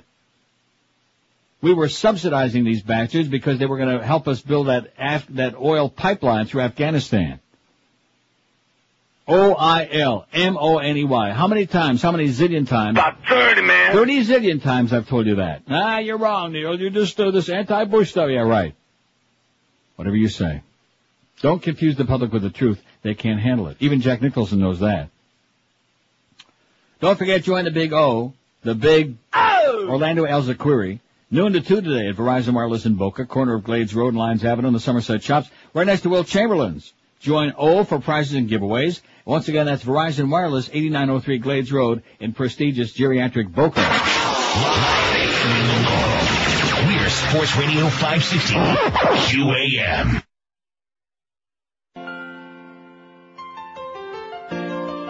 You picking on Alien again? Yes. I'm the baby Jesus, by the way. Alien rises in a tube ashore. He stirs up all the exiles. Increíble. Cause they have no life.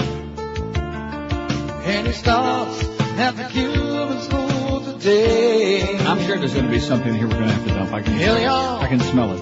Alien visits Disney. He says he wants to stay. See him every day on TV as the Cubans clog the mold away. Me estuve muriendo aquí. And the exiles use him as a form to get their way. When the health said to send them back and the hush begun, we want it all to go away today. Yes. And we're tired of Alien, and we're tired of traffic jams, and we're tired of all this crap. We just want to live our lives. All of these And things. we're tired of Alien, and we're tired of protests. I have no life. We should send him back. Finger heads to Washington. And roll your tax along.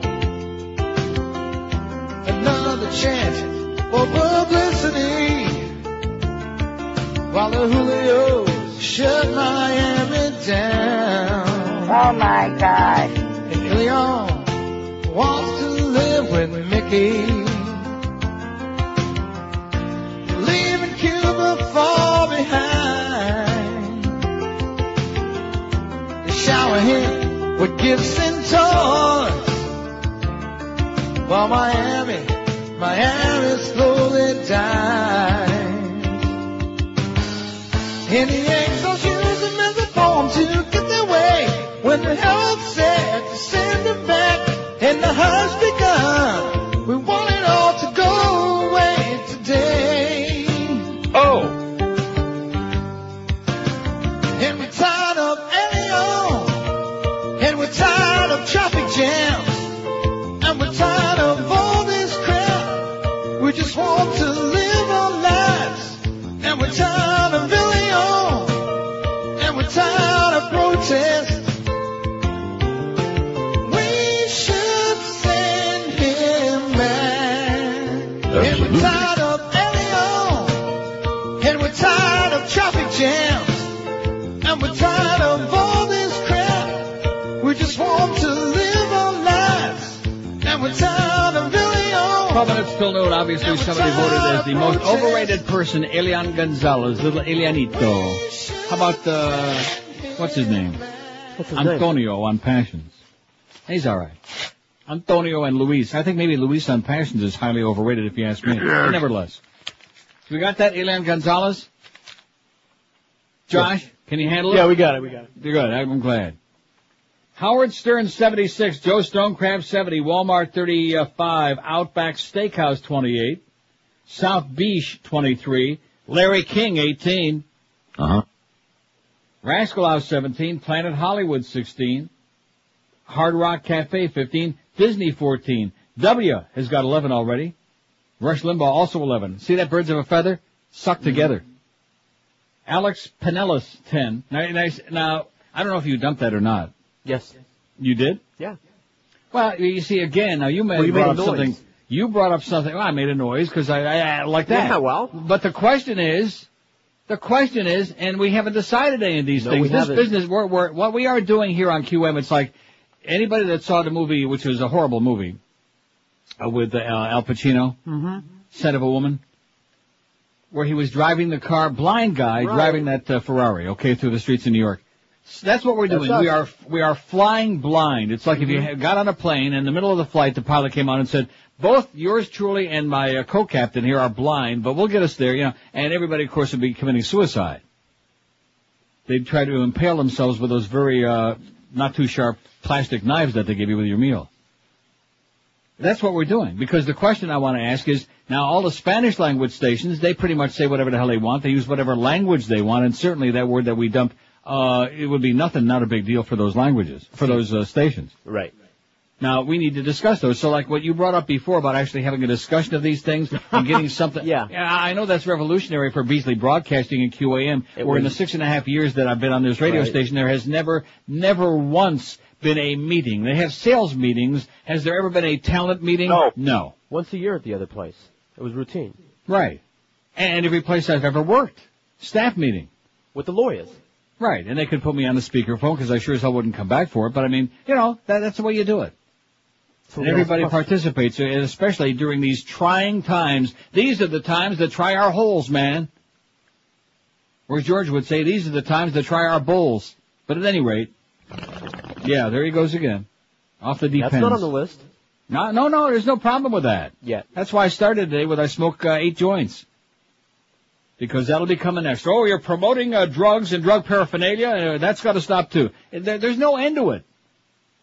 And I'm sitting here and I'm thinking, now, 2 things I would like to point out. Number 1, I'm sure they probably thought I was joking, and at the time I was, but since we have a program director and an operations manager, it seems to me that part of their job, and of course between the two of them sitting around twiddling their thumbs all day listening to this show, part of their job should be to come into that studio where George is sitting right now and go through every single piece of recorded material on there and make the decision, whether it's acceptable or not. Make a list.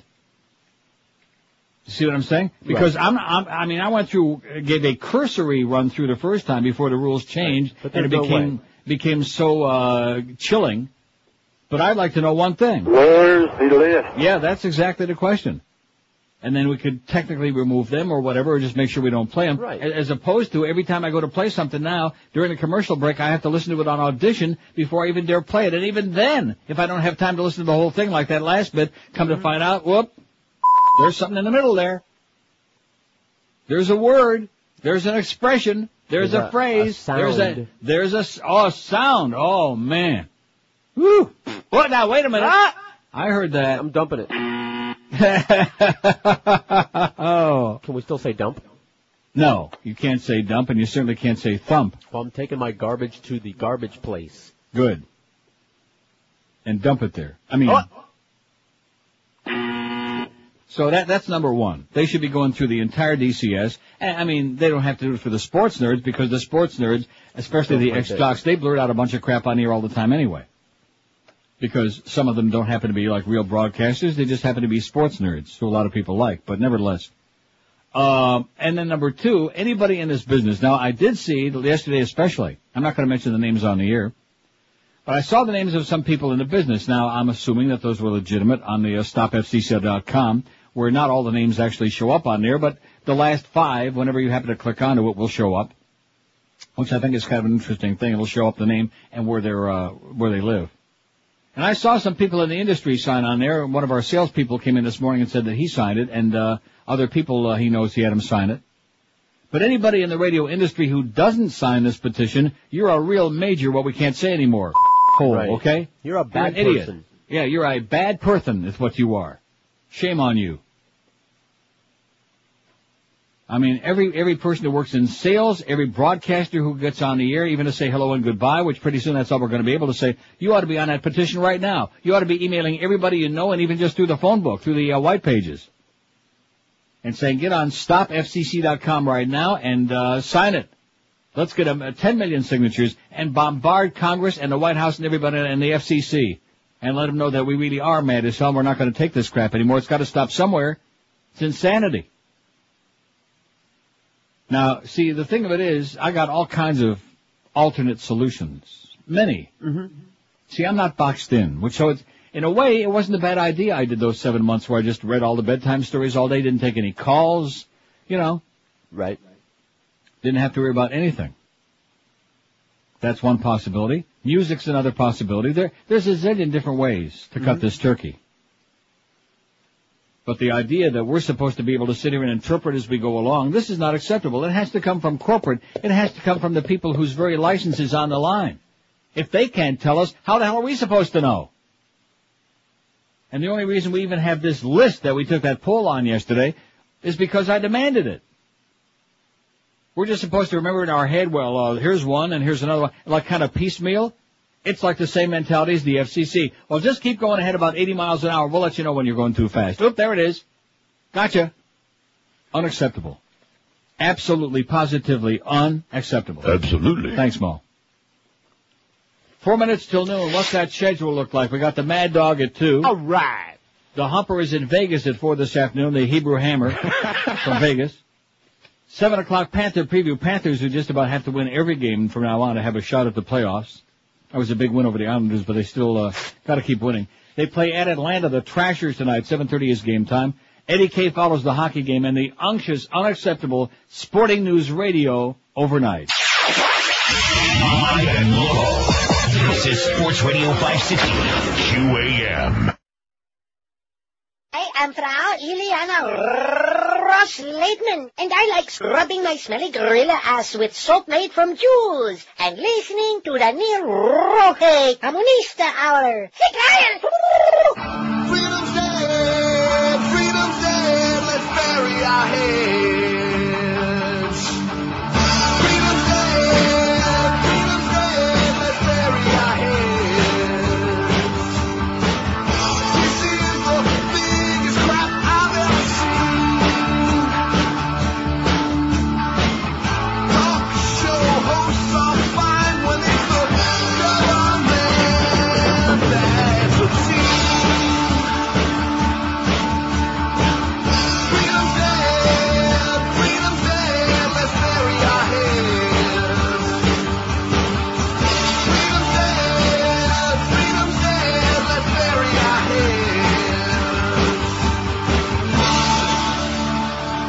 1201 at 560, WQM, your station. 428 votes. See, nothing like yesterday, because this is not all that controversial. It's a little more fun, right?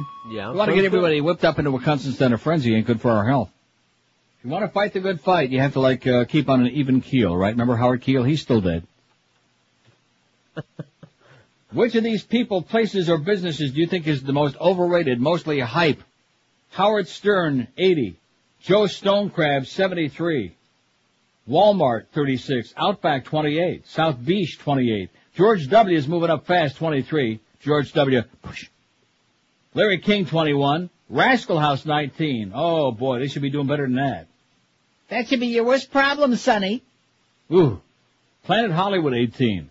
Rush Limbaugh, 17. Pop a couple of more, Rush. Hard Rock Cafe, 16. Disney, 16. Ricky Ticky Sanchez, 12. Jimmy Buffett, 11. Alex Pinellas, 10. Oh, I hate saying that. Alex Pequena. He's just a little guy, kind of funny looking. He's got 10. Smith and Walensky, 6, but we sure like that silverware, thank you. Mm-hmm. Niagara Falls, 6. Bayside, 3. Elian Gonzalez, 3. And poor old Chuck E. Cheese out of 428 votes. They only got a pair. They only got 2. It's for little kids, right. You know. It's a fun place to go and get plastic in your intestines. It's rated perfectly for what it is. Right. It's a little kid place. Right. It's about as cheesy as it gets. WQAM, hello. Yeah, I'd like to talk to Neil, please. Speaking, yes. Hey, Neil, how are you? Pretty good. I got 2 for your list that Okay. I'm shocked I'm not there yet. Sawgrass Mills Mall. Oh, I hate man, that place. that is one of the all-time best choices, man. What is that place all about? And it's expanding or something. So. Probably, maybe they'll buy my house for $1 million. And the other one I can't stand is that Simon Crowell or whatever his stupid name is from American Idol. Simon Cowell. Cowell, whatever. Obnoxious, disgusting. Makes The Mrs. whole Mrs. American Robinson. Idol program could be on the list. So. Exactly. Thanks, Pally. All right, Neil. See ya. You know something? I think he just, let's see, people, place, or business. No, American Idol doesn't fit in those categories. Simon Cowell will do. Sawgrass Mills Mall. I could do the whole rest of the show on that because I live right out there in that neck of the woods, as you know. How many times a year do I go there? See, I'm not going to play. I just don't go there. What are you going to go there for? It's the third biggest tourist attraction in the state of Florida. Disney World's number 1. I believe Busch Gardens is number 2. I could be wrong on that. But I know Sawgrass is number 3. Now, how is that possible? That's why nobody speaks English there. No, they all speak Brazilian, Portuguese or something. I don't know. It's like the Tower of Babel when you walk in there. I don't know what that place is all about. Why do I keep hearing that faxing sound? Do you hear that? Or is that in the line? I'm faxing you. Oh, and I hear, I see. It's a faxing sound on a fax machine. What a concept. No, seriously, the Sawgrass, if there was like a real store, now that JCPenney's outlet store, whatever they call that, have you ever been in there? Maybe, I don't know. Oh. You know, I've only ever been in there on radio-related occasions, like appearances. Right, remember the signing with Dr. Bob, rest in peace? How can I forget? Who was watching where he walked that day, although I guess the sidewalks weren't icy on that day, but at any rate, we had Dr. Bob signed over 700 books, sold over 1,000 of his books that day. It was great. That was at the Books A Million. That's a good place. We like those people. They were very nice to us. We like them, but quite frankly, since I have a Borders about 2 blocks from where I live, I'd probably go to Borders. Or I'd probably, if I really wanted to go to a real bookstore, go over to the Fountain Shops. What's that, what's the other big book chain? Barnes & Noble. Barnes & Noble. You know where that one is? Sure. Oh, that's a great store. We got one by the Hoos. It's nice. I mean, Barnes & Noble makes Borders look like a dime store with a few magazines, quite frankly. Oh, I shouldn't have said that. Well, but Borders don't like me anyway. Oh, you don't want to buy that. What do you want that CD for, huh? Palm Beach County Troublemaker just faxed and said, when I was a child, my family had what was called a curse word jar. Whenever us kids uttered a dirty word, we had to deposit a quarter. In light of your situation, I think you should consider doing the same. Instead of a quarter, it'd have to be about several $1,000s. About 30, man. For real or imagined, FCC word list now under consider. Construction might not be a bad idea, says the Palm Beach County Troublemaker. Sure. How the hell do we know? We don't know. And we can't even get it from our corporate people, okay? All we get is our program director and operations manager whining, well, we don't know, well, that's great. We need to know, okay? We have a need to know. Now, Greg says that I've been very cooperative so far, and that was even before the latest edict came down. Can I say that, edict? And I have been. Not to pat myself on the back, because it's not easy when you're as fat as I am. But nevertheless. But I mean, there comes a point, especially with these. See, I think I didn't like it, but I think it was fine until we got these latest. There is a couple of words on this list, which, first of all, we never said them, that are just common sense anyway. I have no problem with that. In fact, 1, 2, 2, 3. Well, but again, it all depends on context. Even that bitch from the FCC said it all depends on context. Right. But we did get the good news that we can say the vice president's first name as long as we call him Dick Cheney. Well, let's see. Miguel apologizes for letting Scott write the other ones. Okay, good. Join the big till 2 today at the Verizon Wireless 8903 Glades Road in Boca. Stop by to spin the veal for prizes. That's till 2. He's there right now at the big O of Verizon Wireless. And join George tomorrow 11 to 1 at Fort of Pompano at 1000 North Federal Highway. They'll have prizes there, usual crappy low-budget QM prizes. But you can enjoy free food from Atlantic City Subs where the bread makes the difference, so does Ira. Don't let Scott be writing stuff to be on the air, okay? It's a little beyond his scope, okay? In fact, he brings a big bottle of scope in there every day. He borrowed it from Pharrell. Bill, the one who doesn't hate George in Fort Lauderdale, says, it seems to me the end result of this FCC out-of-control crackdown is going to be a radio show that sounds just like the Big Wilson bit that you play, where he's doing the Ranieri type of double talk going on and on and on, saying absolutely nothing, except teasing the listener about the Starland Vocal Band's upcoming performance of Afternoon Delight. I can hardly wait. Heil Hitler, says Bill in Fort Lauderdale. Heil Hitler! Now, wait a minute. Yes? Don't go crazy. That's a sexual song. Explicitly sexual. What's that? Afternoon Delight? Yes, it is. I didn't say we were going to play it. All right. Okay, don't be picking on poor Bill, okay? He's just, hello, Big? Hello, Big? Practice doing that. Come on. Hello, Big? Hello, Big? Yeah. 81 votes for the Sternmeister, 76 for Joe and Stone Crabs. Everybody else so far is, Little League. Hello. WQM, hello. Hey, Neil. Hello, Big? Yes, sir. Goodbye, Big. So, people I think are overhyped are those American Idols. They're what? The American Idols? Yeah. Oh, they effing suck. I hate those people. Okay, well, thanks, but that's not a category. American Idol is a show. I mean, the American Idol people, yes. Like, especially, I think that's what he was talking about, the American Idols. Yeah, but we can't, that doesn't, that's a stretch and a reach, okay? And we're not stretching it and we're sure not reaching with it. So just, forget about it. Well, not during working hours anyway. Simon Cowell is good enough. Unless you want to put that hung guy on there. And see, we can't say that either. No. Oh, can we say hung? No, not a chance, okay? Sorry. So sorry. Get some coins and put them in the slot.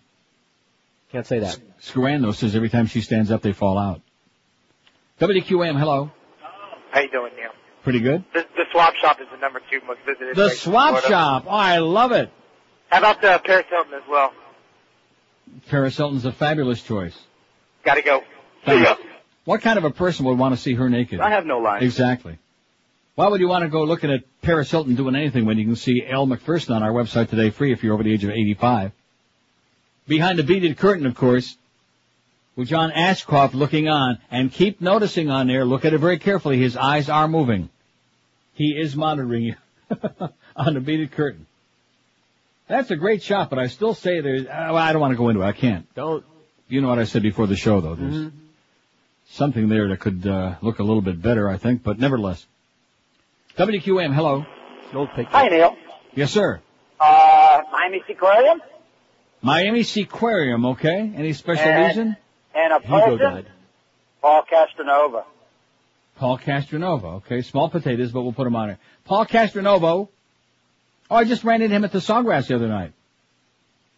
I mean, what kind of a jackass, yeah, I almost said it, what kind of an a-hole goes on here and makes up a story about how I just ran into Neil? I mean, he's another one obsessed with me, just obsessed. Hi, this is Sonny Fox. I listen to Neil Rogers because I can hear the word. Not no mo. We ought to just play that every single day, over and over and over a million times. Hi, this is Sonny Fox. I listen to Neil Rogers because I can hear the word. That was just a... I know, but vowel. I'm just saying he had a little vowel movement there. So I better get that out of there real quick before I play it again. 5670560. In fact, maybe Sonny, who's got a fair sense of humor once in a while if he's in the right mood and if he's, not imbibing too much. Maybe he would recut that for us and say, this is, Sonny Fox, I used to listen to Neil Rogers so I can hear the word, whatever, and put a hole. That would be cute. That would be cute, Sonny. Come on. Do something useful. WQAM, hello. Hey, how you doing, Neil? Pretty good, sir. I'm good, too. It's a little outdated now, but I was going to say J-Lo and Ben. That was just a terrible one as far as I was concerned. How about Benifer? Benifer, there you go. Benifer would be good. Just put the word Benifer on there. They'll know what we're talking about. There you go. I had one for George also, too, the other day when you guys were doing the songs. I was going to say Sweet Dreams by the Eurythmics and then Marilyn Manson. But I couldn't get through, so that was a good remake. So, all right, you guys have a fabulous day, though. And you too. Back to you, Pally. All right, brother. Okay, see you on the inside. We're all going to be on the inside, man. 12 minutes past noon at 560 WQM. Hey, get on the inside at Pompano Park. Or if the weather's just right, hang out outside down there on the apron. You ever put your apron on at the track? No. You know what the apron is, don't you? Yeah, it's that thing down there. It's that thing down there where everybody hangs around. Yeah, they're like, they wear their skirt. Beef Farber used to wear a skirt and an apron. I don't think so. She had the pants in that family. Anyway, all you horse racing fans and poker players, Pompano Park Racing and Card Room has got the gambling plunging action you're looking for. Located just a half a mile from both I-95 and the Florida Turnpike, Pompano Park is a piece of cake to get to no matter where you live. And best of all, Pompano Park offers you free admission and free general parking every day. Reminds me of my days at Suffolk Downs in Boston 100 years ago. Free general parking, free admission. I love that. Live harness racing in the poker room is open every Monday, Wednesday, Thursday, Friday, and Saturday, including today. Poker started just a few minutes ago. Starts at noon every racing day. Goes on till midnight. And live racing gets underway nightly at 7:05 p.m., including tonight. Tonight, there'll be free drawings to get into the money machine and grab at $1,000 in cash and betting vouchers. Maybe you can win a raffle ticket for a 2004 Porsche Boxster. Plus, there'll be swing dancing demonstrations at the track. They'll be swinging it. And then tomorrow, the most unbelievable fireworks stunt show on the face of the earth takes place with the amazing Australian daredevil Vince Silvestro and his horse Hand Me Silver as they race around the track doing their thing, performing their hot-to-trot fireworks show. Showtime is 9 p.m. It's an unbelievable thing. Ought to take the kids and the whole family tomorrow night, 9 o'clock at the track. Pompano Park, a block south of Atlantic Boulevard on Powerline Road. Don't forget full card simulcasting 7 days a week, too, at the track. For the current race schedule, call 972-2000. That's 954-972-2000, or go online at pompanopark.com. Don't forget, first post time tonight, 7:05 at Pompano Park. Live and local. We're Sports Radio 560 QAM.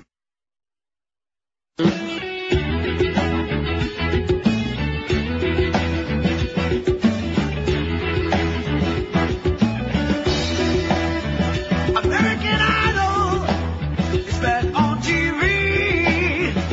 American Idol, who's it gonna be? We're gonna find out who can sing and who will hear some nasty things. Here's your chance at life one thing, like that Kelly chick and what's his name. Hey voters, it's up to you. American Idol, it's season 2. American Idol, 2 days a week. American Idol, yeah, they sure can shriek. Simon Cowell is an evil chap. The others just want to give him a slap. Ryan Seacrest is all alone. Now that they sent Dunkelman home. Randy Jetson's still on board, driving me out of my gourd. American Idol, right now it's cool. How soon will it be like Paula Abdul? And if you're voting off, it'll get up now, go, go, go. I'm gonna watch you, Simon, but I don't like you, Simon. Bye-bye. Bye-bye.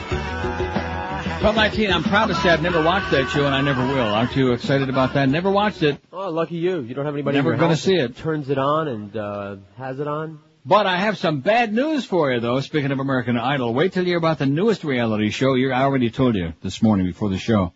I should have surprised you with this.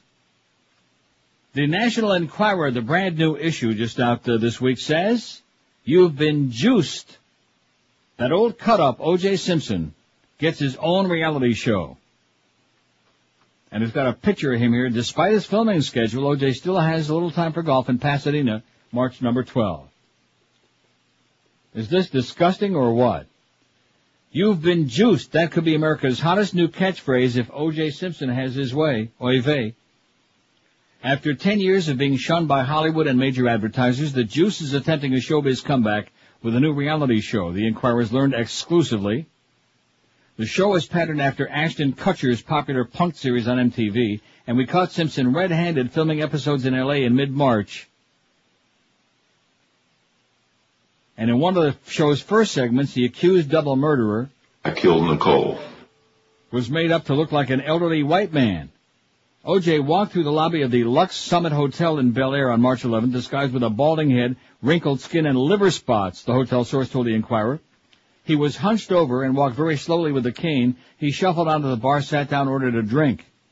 O.J. told me, I just shot a bit for my show and it was hysterical. I called the numbers at a bingo game. The ball rolled down the chute. I grabbed it with a shaky hand and yelled out in a craggy voice, B26! I had to keep myself from laughing, he said. He also said, I killed Nicole. A source close to Simpson added, one day a producer called O.J. and asked if he'd consider starring in a reality show. He was elated. In the show, people are caught in embarrassing real-life situations. O.J. is put right in the middle to get a reaction, and he says, you've been juiced when the trap is sprung. Ever see him and Alan Funt together? Well, he thinks it's catchier than Ashton's You've Been Punked. For example, in one segment, a wife admits to her jealous husband that she's having an affair with another man. Before the husband can compose himself, the doorbell rings. He answers the door, and there's O.J. standing in the doorway smiling like a Cheshire cat. Oh, this is going to be funny. And O.J. says, I killed Nicole. O.J. told me I really believe nobody wanted to see me on TV again, but now I got a second chance, and it feels great. Too bad Nicole and Ron can't feel anything these days, but it feels really great. How sad. I'll bet you that the Water Nazi and Screwan and Greg and some of the other Dodo Bird sports nerds in that building they just can't wait.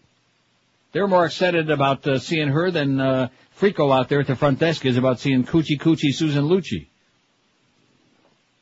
And by the way, Susan Lucci's daughter that plays Gwen on Passions is one of the ugliest sluts I've ever seen in my life. George Lucas, way overrated. The last thing he directed was in 1977. Now he's just a money-grubbing scum. George Lucas, got it? Got it. I heard he's out of this world, is what I heard. Now wait till you hear this. This is just, I'm almost speechless. Thanks to the Drudge Retort, by the way, that's with a T, drudge.com. Thank you for, this is from Newsday. Bush campaign gear made in Burma. His campaign store sells a pullover from a nation whose products he has banned from being sold in the USA. The official merchandise website for President W's re-election campaign has sold clothing made in Burma, whose goods were banned by Bush from the U.S. last year to punish its military dictatorship. The merchandise sold on www.georgewbushstore.com includes a $49.95 fleece pullover, fleece being the operative word, embroidered with the Bush-Cheney 04 logo and bearing a label stating it was made in Burma, now Myanmar. The jacket was sent to Newsday as part of an order that included a shirt made in Mexico and a hat not bearing a country of origin label. The Bush merchandise is handled by Spalding Group, a 20-year-old supplier of campaign products and services in Louisville, Kentucky, that said it worked for the last 5 Republican presidential nominees. Ted Jackson, Spalding's president, said, we found only one other in our inventory that was made in Burma. The others were made in the USA. He said the company has about 60 of the fleece pullovers in its warehouse, and that a supplier included the Burma product by mistake. Right. Bush campaign officials didn't return calls seeking comment. The imports are potentially an issue because outsourcing has become a hot political topic in the election. Absolutely. Bush last July signed into law the Burmese Freedom and Democracy Act, saying the United States will not waver from its commitment to the cause of democracy and human rights in Burma. Violators of the import ban are subject to fines and jail, according to the U.S. Treasury Department. Burmese textile workers can earn as little as 7 cents an hour, according to the National Labor Committee, a human rights group. There you go. Just a little hypocrisy from El Presidente there. Ever see him and Kathy Lee together? No. Same person. Same idiot. Hans Blick says, remember Hans? See. The invasion of Iraq has polarized the Middle East and may have worsened the threat of terrorism, says UN Weapons Inspector Hans Blix on a tour of the U.S. to promote his book. And what an idiot, Chris Matthews. You know, if there's a bigger idiot that's ever been born, I can't imagine who it might be. He had him on a couple of nights ago, and at the end of the interview, you know, the music starts playing and time is running out. Nobody's watching anyway, it's MSNBC. And he says, well, thank you very much for being with us, and good luck with the book. Good luck with a book. It would be like having Jesus Christ come down from the sky. Jesus Christ. Sitting there next to Chris Matthews, and Chris saying, well, listen, thank you, Jesus, for being with us. And by the way, good luck with the movie. See what I'm saying? Mm-hmm. I mean, this guy is just such a putz. Plus, what has he got in his mouth? Well, the way he talks like Daffy Duck.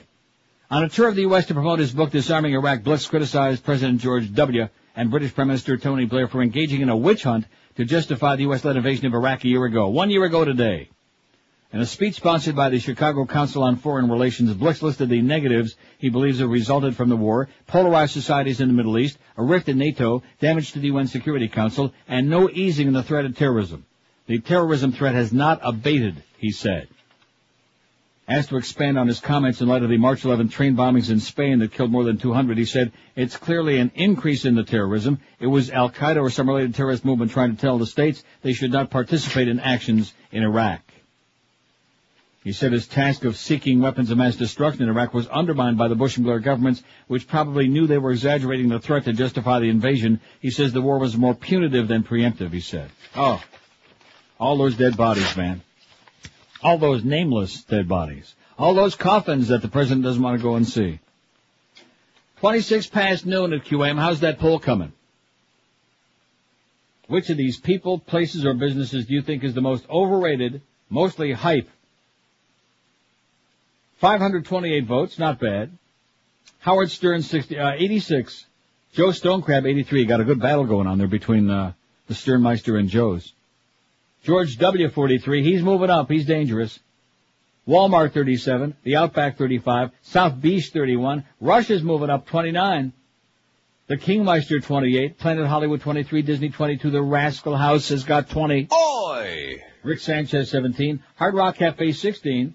Jimmy Buffett, 13. Alex Pinellas, 11. Smith Walensky, 8. Elian Gonzalez, 6. How is Castronova doing? Will we put him on there or not? He's not on there. Oh, there he is. He got 1. Probably old Ron voted for him. 27 past noon. Have you ever listened to that show? Are you talking about Paul and Ron? Mm-hmm. No. You never listened to it? Even long time once? ago? Oh, once, a long time ago, and it. One day I got up early. I was making an omelet. Don't forget omelet and Stugotz. 9:40 in the afternoon, toast. baby. Isn't that toast? Did I say omelet? You did. Oh, toast. I'm sorry. Well, I get them confused. Some breakfast food is on there with Stugotz. Hey, speaking of food, what a good segue. If you're starving to death but you don't want to cook up a storm and spend all that time in the kitchen, Emerald Coast will do it for you. They'll cook up a feast the likes of which you've seldom seen. They've got 6 different kinds of fantastic soups and zillions of succulent entrees, like I said, delicious entrees. I don't think we can say succulent no more. New York strip made order in their sizzling Asian grill, along with the new seafood Saint Jacques, oysters on a half shell, Alaskan stone crab, middle neck clams, jumbo shrimp, jumbo scampi every night. If you still have any room in your pupik, sample a hand-carved prime rib. Their new Thai specialties, too. They got a full salad bar, new sushi bar, and fresh cocktail. No headaches when you walk out of the Emerald Coast because they don't use any MSG, no cornstarch, no crap. They cook everything only with cholesterol-free oils, too. And if at the end of this unbelievable pig-out you still have a little bit of room, like I always tell you, shove a crowbar in your pants, or just shove the desserts in your pants. They've got a dessert bar that's fantastic with Belgian waffles, pies, cakes, pastries, ice cream with all your favorite toppings, even fresh fruit. And there's nothing better than a fresh fruit. Just ask me. 3 locations, Emerald Coast for you. They're in Sunrise, Pine Island of 44th Street, Collins Avenue just north of 163rd, North Miami Beach, and also at the intersection of prestigious Flamingo and Pembroke Roads in Pembroke Pines. So take the whole family or book your next business luncheon right now and let our friends at the Emerald Coast cook up a storm for you, a fantastic, unbeatable feast. Takeout and delivery always available, too. Call them at 954-572-3822. That's 954-572-3822. Why not this weekend make a pit stop at the Emerald Coast Chinese Buffet? Live and local. This is Sports Radio 560. QAM. From the makers of The Passion of the Christ comes Passion of the Christ on Ice. All the violence of the movie you loved, but with a triple-axle crucifixion. See columns of graceful Roman soldiers whipping and weaving around the magnificent Messiah. The New York Times reports these skaters really nailed this one. And USA Today says, Jumping Jesus, Christ on Ice is cold-blooded fun. Bring the kids to witness and savor each moment they cross. The grace, the glory, and the suffering of Christ on Ice. Audience members may experience nausea, dizziness, death, or resurrection. 12:33. More explosions in Baghdad. The U.S.-led war in Iraq. No, shut up, Wolf. Put a lid on it. Didn't I tell you this morning that because today's the anniversary, there's going to be some heavy-duty crap going on there? Did. And there is. 6,469 signatures from Florida. Sirens wailing in Baghdad's coalition-held green zone. The sirens wailing there. I just got through saying that. So we're like way ahead of New York, which 4,152 for New York, where there are 20 million people with the Sternmeister run on K-Rock. And New Jersey, which is like 2184. Take a look at New Jersey, if you must. You got Philadelphia on one side, which is right across from Trenton and Camden, and so Stern's on in Philly, right? And he's on in New York, which of course covers all of eastern Jersey like a blanket. So what are we talking about? 2,184 signatures from New York? From Jersey, and 41, it's sad. It's pathetic. So we passed New Jersey and Ohio and Pennsylvania and New York. We still got about 2,500 to go to catch California. And Texas, we may catch them or not. Not that it's a contest, but that it just is a little extra motivation for people who are generally very lazy and don't want to sign their name or scared to sign their name. Don't be scared, okay? Scott's not going to turn you over to the FBI yet. StopFCC.com. Get with it. Has everybody in that building signed that petition yet? Yeah, right. What? There are people inside that building who haven't signed a petition? You're not in the building often, so you keep forgetting where we work. People at QAM and Power and KISS? Well, KISS ain't here. Well, KISS this. No. 5670560, pound 560 on the AT&T line. WQM, hello. Hey, Neil, I got one for your poll. Okay. It's probably kind of late now, but the Bahamas?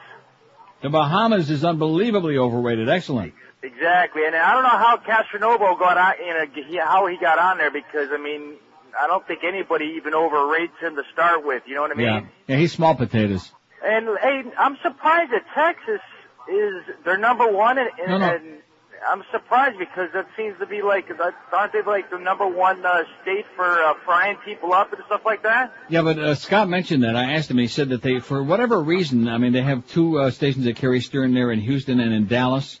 And I don't know. He must have gotten on the air there in Texas and made a big push there or something. But they started before anybody else, so that's why they're ahead. We'll catch them. That's surprising to me. But anyways, all right, Neil. Having a good day. Thanks a lot, Pally. See, the Bahamas not. Yeah, man. He's right. The Bahamas, it just sucks. 5670560. What cracks me up is that, people in that building who get a lot of free trips to the Bahamas. Oh, you're wrong, Neil. The Bahamas is great. When's the last time you've been there? Not long enough ago. They treat you like crap. Rape the public, grab your money. That's all they want to do is rip off the Americans. That's it. Of course, the rest of the world, they want to kill the Americans, so at least, Don't go to Mexico either. No. Have you heard about the cab rides in Mexico? Yes, it's kind of like the Roach Motel. You check in, but you never check out. I've heard about the Mexicans. Don't start, man. Pretty soon it'll be El Cinco de Mayo, and then you'll see a thing or two. Then you'll see a thing or two. Cinco swim.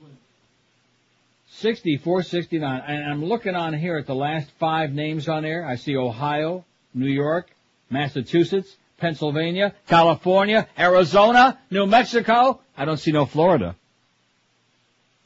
But Scott's getting close to 60,000. I'm happy about that. That's good. It's coming along. Although when we first discovered this on Tuesday, all day it said the last 24 hours there were 8,000, 8,300 new signatures. And I noticed lately it's 5,000 some. Right now it says 5524. That's not good enough. I wish there was some way. We need to figure out, we need to brainstorm a little bit because this is serious and it's getting worse every minute of every day. These are opening stages of what will be a broad and concerted campaign. And assault on free speech. Oh, nice going, W. They always come through for us, you know what? WQAM, hello. Hello, Neil. Yes, sir. You in Canada? Phony voice and a bad one, too. Hey. WQM, hello. Hello, Neil. Yes, sir. I haven't been able to call. I've been sick. George gave me the bat line and I lost it. Oh, God. Reverend Jones has been sick, to which we say, all right. He hasn't been able to call either. No wonder. Hope that it's something serious. I mean, I hope you die. WQM, hello. Neil, Yes, sir. how about QAM for your poll? Most overrated? Yes, sir. Based on what? Who's rating is Based higher? on sports. Not because you're on it, but just based on sports. Okay, I don't have any problem with that. All right, Neil. Thanks. If you want to put me on there, I wouldn't mind either, but nobody has yet. That's okay. WQAM, the sports thing. QAM, that's fine. Now, Clarence will probably come in. Oh, gee, how can you do that? Very easy. Very simple, okay? Simple things for simpletons, Clarence. I hope he and Duff have a real good time going through the DCS. They'll probably get some good yucks, some good laughs, hearing a lot of things that you folks won't be able to hear no more. Although that is one thing we still can play, but not after Monday. I think Monday's the last deadline for that. I'm not really sure why. And of course the Mo Bits, I don't think there are any of the Mo Bits. I mean, he's getting raped at it and, I don't know. There's just, and of course those sounds simulating, sexual activity. See, that's another thing. Because they're reading our minds. They're reading Boca Brian's mind when he did those bits. They know exactly what he had in mind. Like that discussion we had about that bit, the lashing of the Christ in there, and you think it's sexual, Right. and I think it's religious. Well, I know exactly what you're saying, but they're not going to agree with you, see, because they're disagreeable.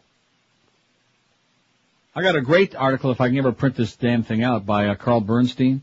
Just rips. And Carl Bernstein, remember Woodward and Bernstein? Sure. Carl Bernstein at least got a little personality. Did you ever see Woodward, Bob Woodward, on TV? No. He is as wooden as a cigar store Indian, man. I have never, a brilliant guy, you know, give him all the credit in the world, good writer, but boy, on TV he is as wooden as the counter you're sitting at right now. Here, Wolf, which is to... Oh, there's Paul Bremer. There's another BS guy. 20 till 1 at 560 QAM. Live and local. This is Sports Radio 560. QAM.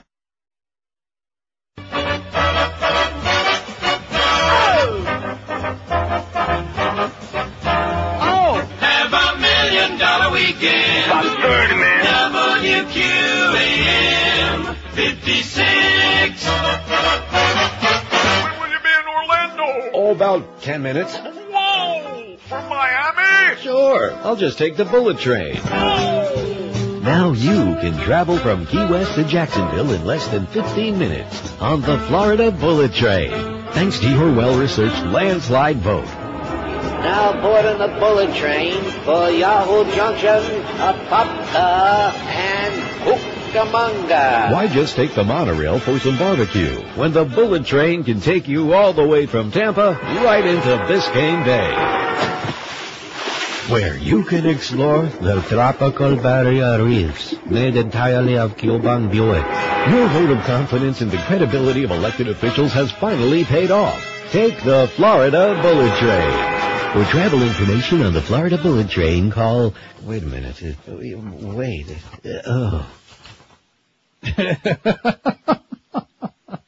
It's the Bullet Train. 12:45 at 560 WQAM. St. Pete Times. Legendary reporter Carl Bernstein riffed last night about President Bush, the Martha Stewart trial, the war in Iraq, and his affection for Florida. See, nobody's perfect. But he mostly talked about an epidemic that troubles him deeply these days. He calls it, and I love the way he refers to it, the triumph of idiot culture. Ain't that great? I love it. Speaking to a crowd of about 200 at the Wyndham West Shore in Tampa, he placed most of the blame on modern media outlets. Bernstein, the former Washington Post journalist, who along with fellow reporter Bob Woodward unearthed the Watergate scandal that led to the resignation of President Dick Nixon, said much of today's news has deteriorated into gossip, sensationalism, and manufactured controversy. That type of news panders to the public and insults their intelligence, ignoring the context of real life, he said. Good journalism, Bernstein said, should challenge people, not just mindlessly amuse them. Did I amuse you? He said the modern press lacks true leadership, citing such examples as AOL Time Warner and mogul Rupert Murdoch as media owners who have increasingly abandoned their principles of meaningful reporting. Boy, he is absolutely, positively... Absolutely correct, sir. Their interest in truth is secondary to their interest in huge profits, Bernstein said. Still, he said people can change that trend by exploring the internet and piecing together from reputable sources their own news about important world matters. How do you like that? A man of our own heart. Mm-hmm. He offered another solution to avoiding the trash that fills the airwaves. Change the damn channel. Simple. What a concept.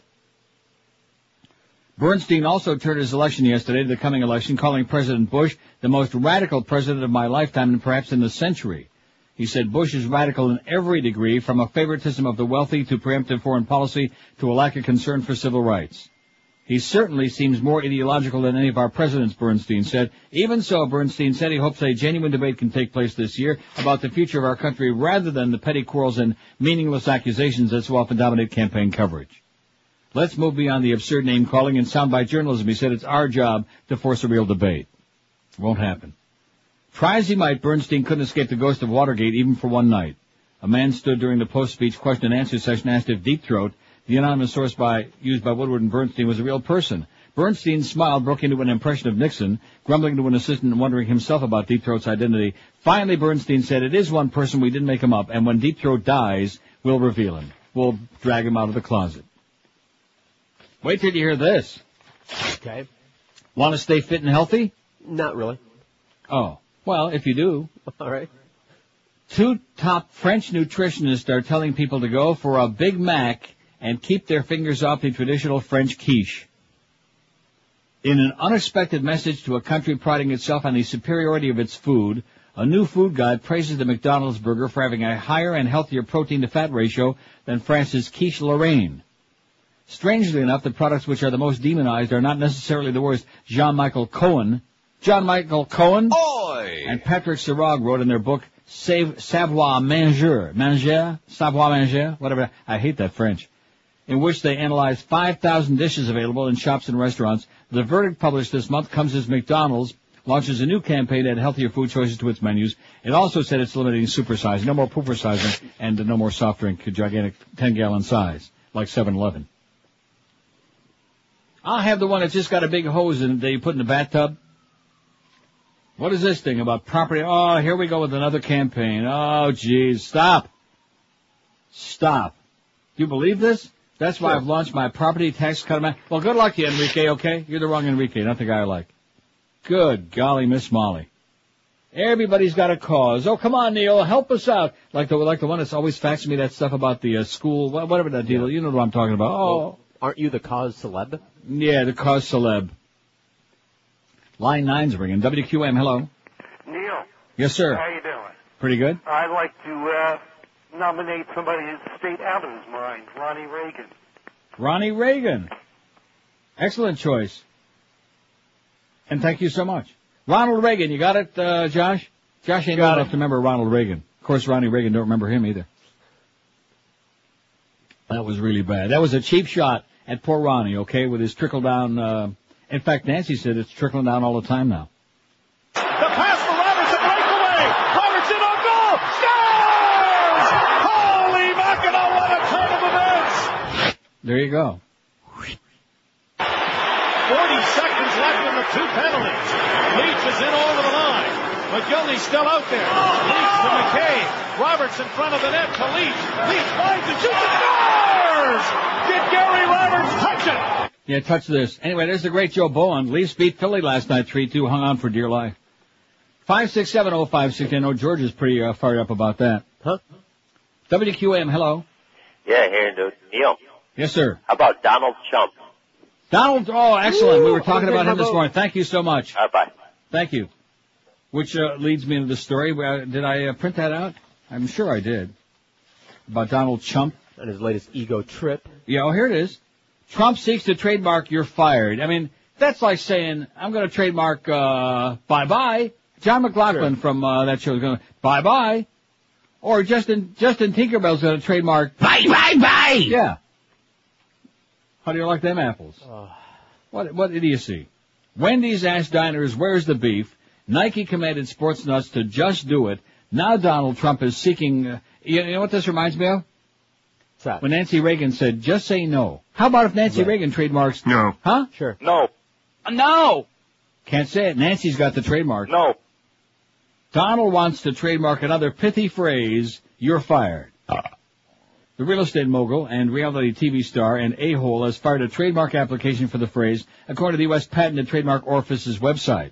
Known for his gaudy casinos and unusual mane of copper hair, Trump dismisses underlings on the hit TV show The Apprentice with a curt, "You're fired," which rhymes with retire. You're fired. I watched that show once.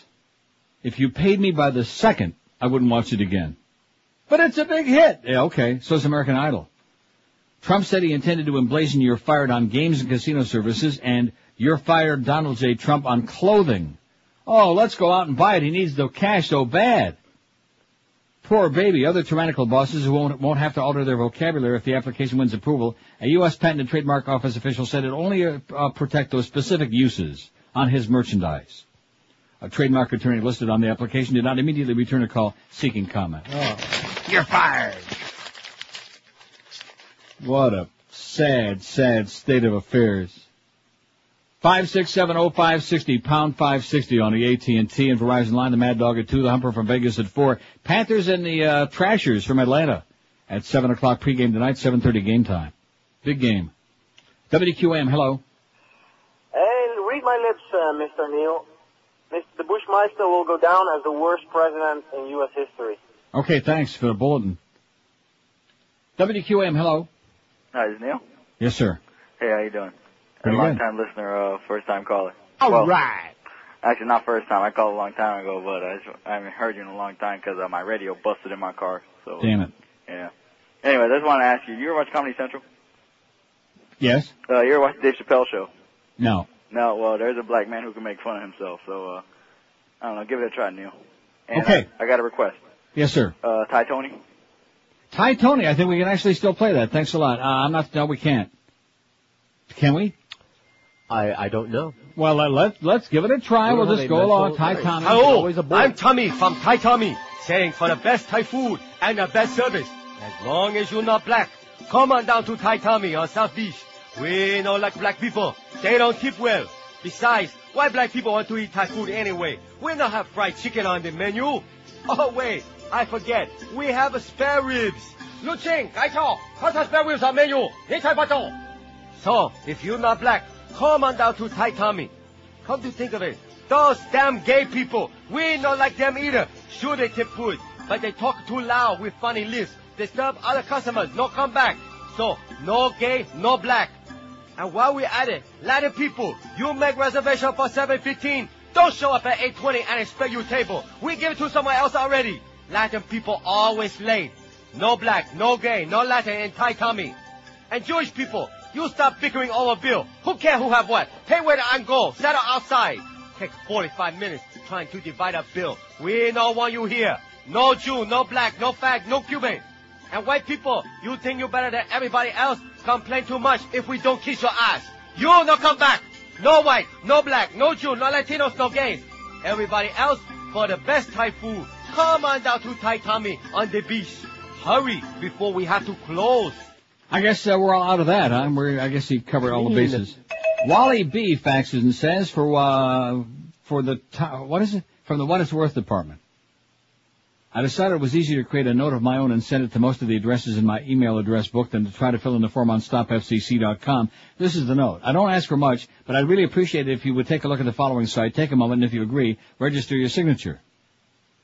Walt, and then he's got the address, stopfcc.com. It seemed more personal. I hope to get some positive results as I send it out to about 30, man. Plus people. Good luck to us all, and where's my cheap gas? Oh, thank you, Mr. President, for that cheap gas. Live and local. This is 560. The radio's all yours now. QAM. Buttheads. It's the 1 to 2 hour. Bush hates gays. Bush hates gays. See how he'll pass a gay amendment ban. While off to San Francisco they go to become a married homo. He's disgusted unless you're a hetero, 'cause Bush hates gays.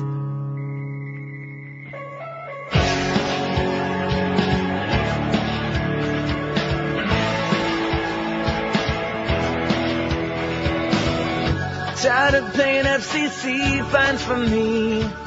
Feeling so censored, my show is now zero. don't know what you expect me to be. Put under arrest next. Take me off my show. Shock jocks have got to go. That stern has got to go.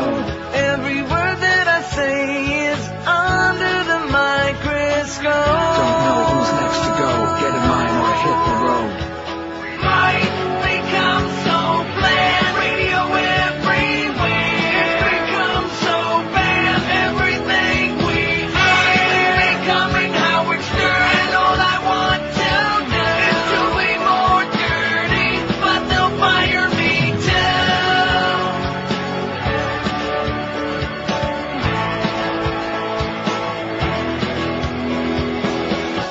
101 at 560 WQM. Don't forget the big O. The big O will be till 2 o'clock this afternoon at Verizon Wireless, 8903 Glades Road in Boca. Stop by to spin the wheel for prizes. Got another hour to go. The big O at Verizon Wireless. And join George tomorrow, 11 to 1 at the Fort of Pompano, 1000 North Federal Highway. Stop by to win prizes. Enjoy free food from Atlantic City Subs. Get there early before the food disappears. It has a habit of doing that, I'm sure. I just discovered, thanks to this fax you sent me, a really neat website. BestTalkRadio.com. Do you ever see it? Nope, never heard of it. Neither did I. And you click on there, and it's got blurbs about different talk people. There's Howard Sperm, and we're right underneath. The only thing is, I wish they changed the time, because it's got 9 a.m. to 1 p.m. I don't want to nitpick, though. They've got the StopFCC.com logo on there for people to click on. They got a link. You got a link to our website. There's your old friend Phil. Are you sure? Well, our former friend Phil. And Jim Phillips, Monsters of the Midday, and a bunch of people. But it's, I got my picture there with that stogie in my puss. It's a nice website. What is it? BestTalkRadio.com. So thanks, guys, whoever you are. This story here, here's an idea. Some of you people out there that are plotting and planning how you're going to survive through these tough times ahead. The retired Chicago school teacher died April 28, 1982. But her pension checks kept coming for 18 more years, and her son kept signing her name and cashing them, pocketing more than $278,000, according to criminal charges filed yesterday in federal court in Boston. Philip W. Hyde, after a query from a pension fund official in 1997, informed them that his mother, Marion, was continuing to receive her monthly checks at his Cambridge home, noting that she is frail and has good days and bad days, and it's difficult for her to get out of the house.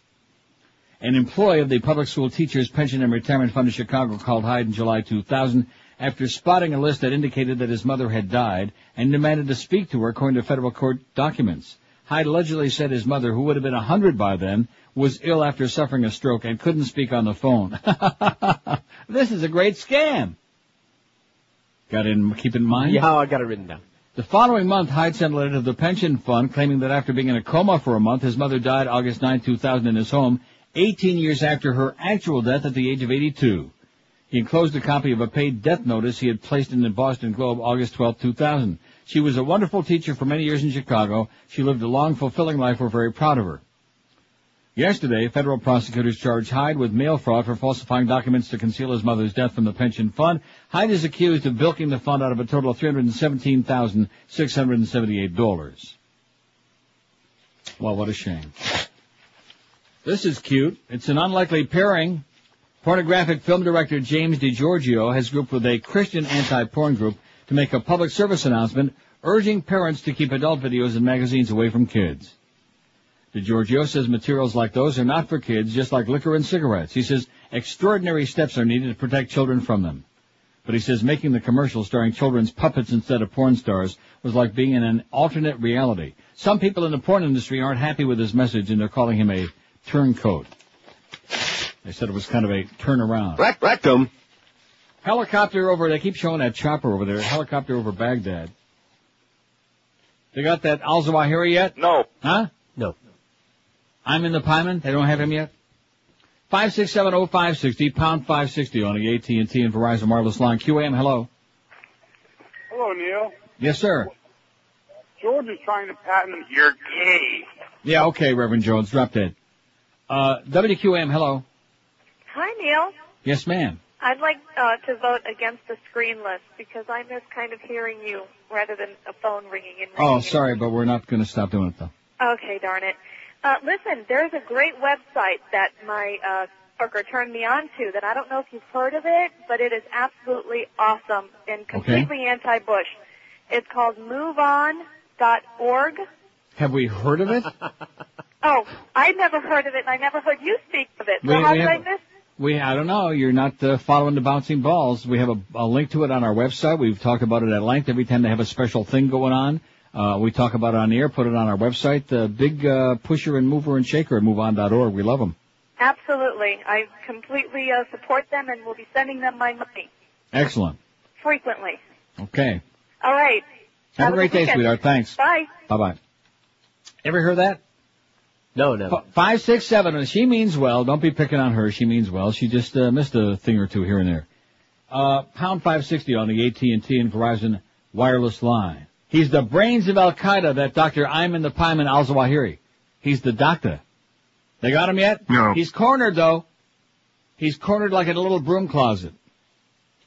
You know, I don't want to sound suspicious, but the last time everything started falling apart for the Bushmeister and things started caving in, remember all of a sudden on a Sunday morning they found Saddam. Whoop, there he is. We got him.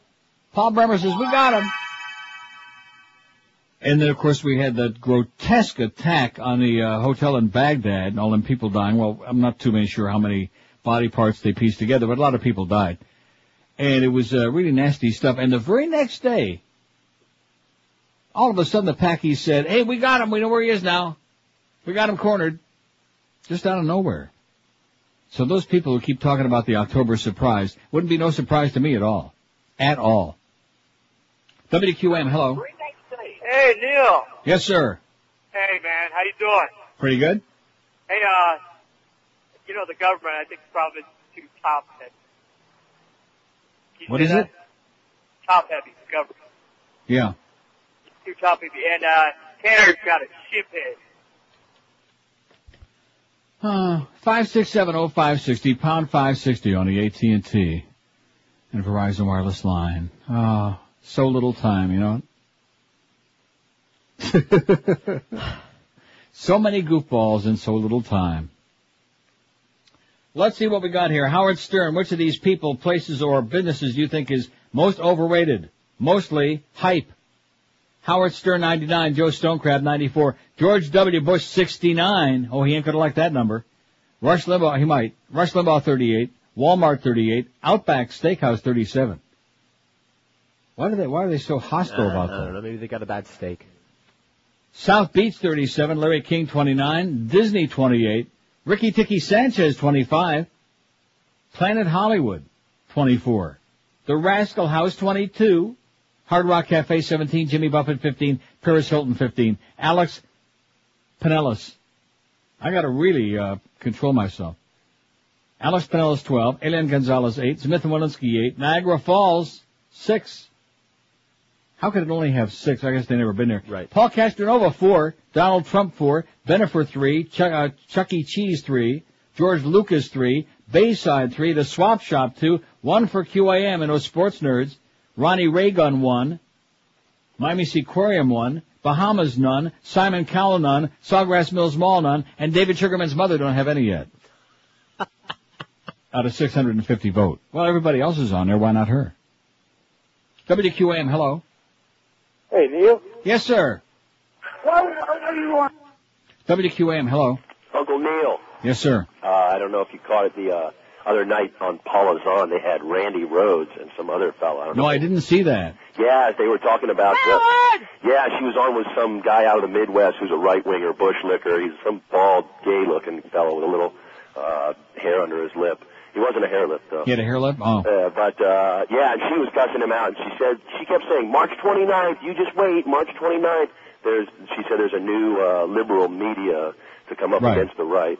Mm-hmm. And I was just wondering if you could tell me anything about that. I hadn't heard about if it's what it's supposed to be or if it's... Yeah, it's a network. They got Al Franken on at midday, and they got Randy's going to still be on 3 to 7 at a regular time, and they got some goofballs on in the morning, and it's going to go over like Halava in Saudi Arabia. You know, it's just... I hate to say it. I wish her all the luck in the world with her, jappy style, but liberals just aren't into that. No, she was turned into them on the show, and the show seemed to have just a little bit of a left slant to it. Oh, no, it's not going to have a left just a little bit. It's a liberal network.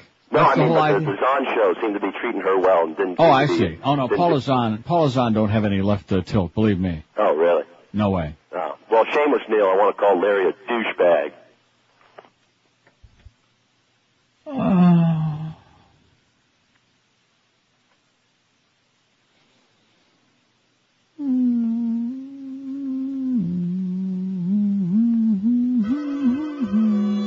Wow.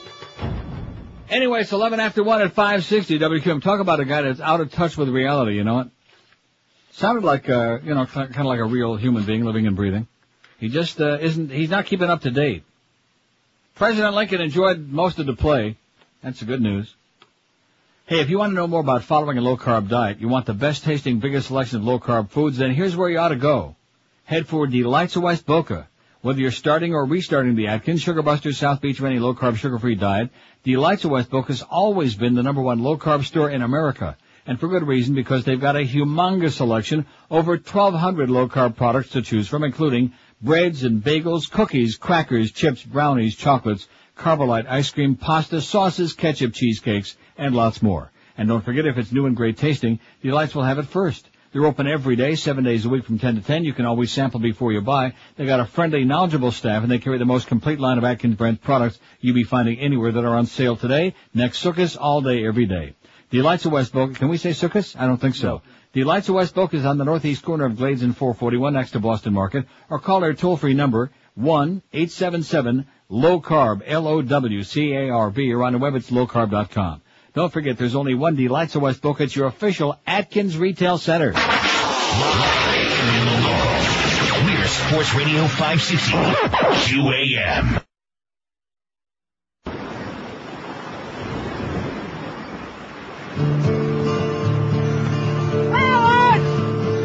Ranting on the airwaves, horny, bitchy one. Fantasies will have to do, you ain't getting none. Reality escapes you, you lie and you scheme. Randy, dream on, Randy. You'll never have me. No. Sorry, Steamboat Randy, little bitch with dreams. Going down life's stinking highway is that sad, lonely clown. Everyone knows the only one who's egos in the clouds. Mad, bloodshot, and wasted, talking trash with a smile. Your head's up your ass, it ain't been out in a while. Rectum. It ain't been out. But of course. How are you spelling chorus? C-O-A-R-S-E. 118 at 560 WQAM. All the bleeps all the time. Look at that. Howard Stern and Joe Stonecrab, a dead flat-footed tie, 101 each. Which of these people, places, or businesses do you think is the most overrated, mainly hype? We're almost to 700 votes. That's not too shabby. 676. We'll get there. I noticed, though, that we got like 6,500 people signatures from Florida. And during the course of the show today, about 285, something like that. Not bad, but nothing like the last couple of days. You see, if you don't keep banging on it. Right.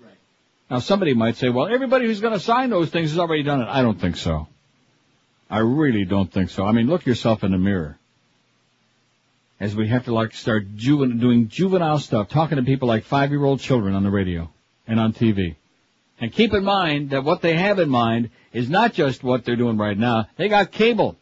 Michael Powell's made it very clear he will not be satisfied till the FCC has jurisdiction over cable. And like Tom Jicker wrote in his pretty damn good article, how can they do that?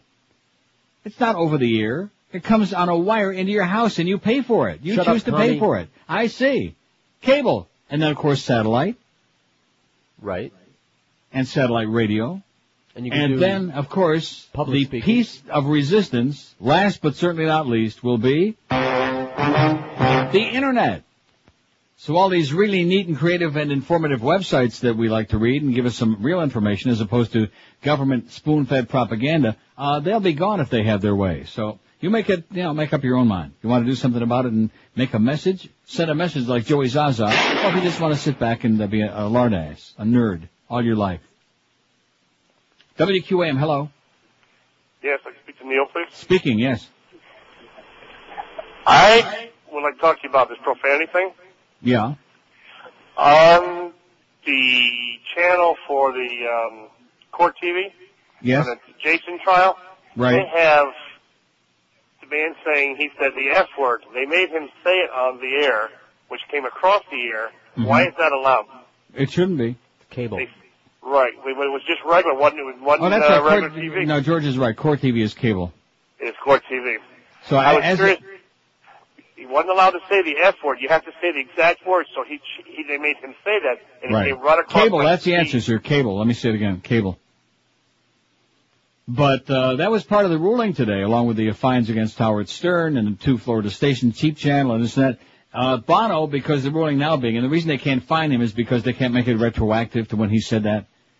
But they're making it very clear that on over-the-air radio and TV now, not cable, over-the-air, the F word is unacceptable under any circumstances in the U.S. of A. Can't be said. Now, of course, when you're watching a ball game, I mean, talk about a bunch of hypocrites and phonies. You're watching a ball game, NFL game, hockey game, broadcast live over the air. And they have the microphones down on the field and down near the ice, so you hear the sound effects. It makes it sound more exciting, and you're almost there. And I can't even imagine getting through a whole game where you don't hear the F word and what kind of a effing call was that. I mean, that's so common. But that's okay, because it's sports. See, maybe there are a bunch of sports nerds at the FCC, too.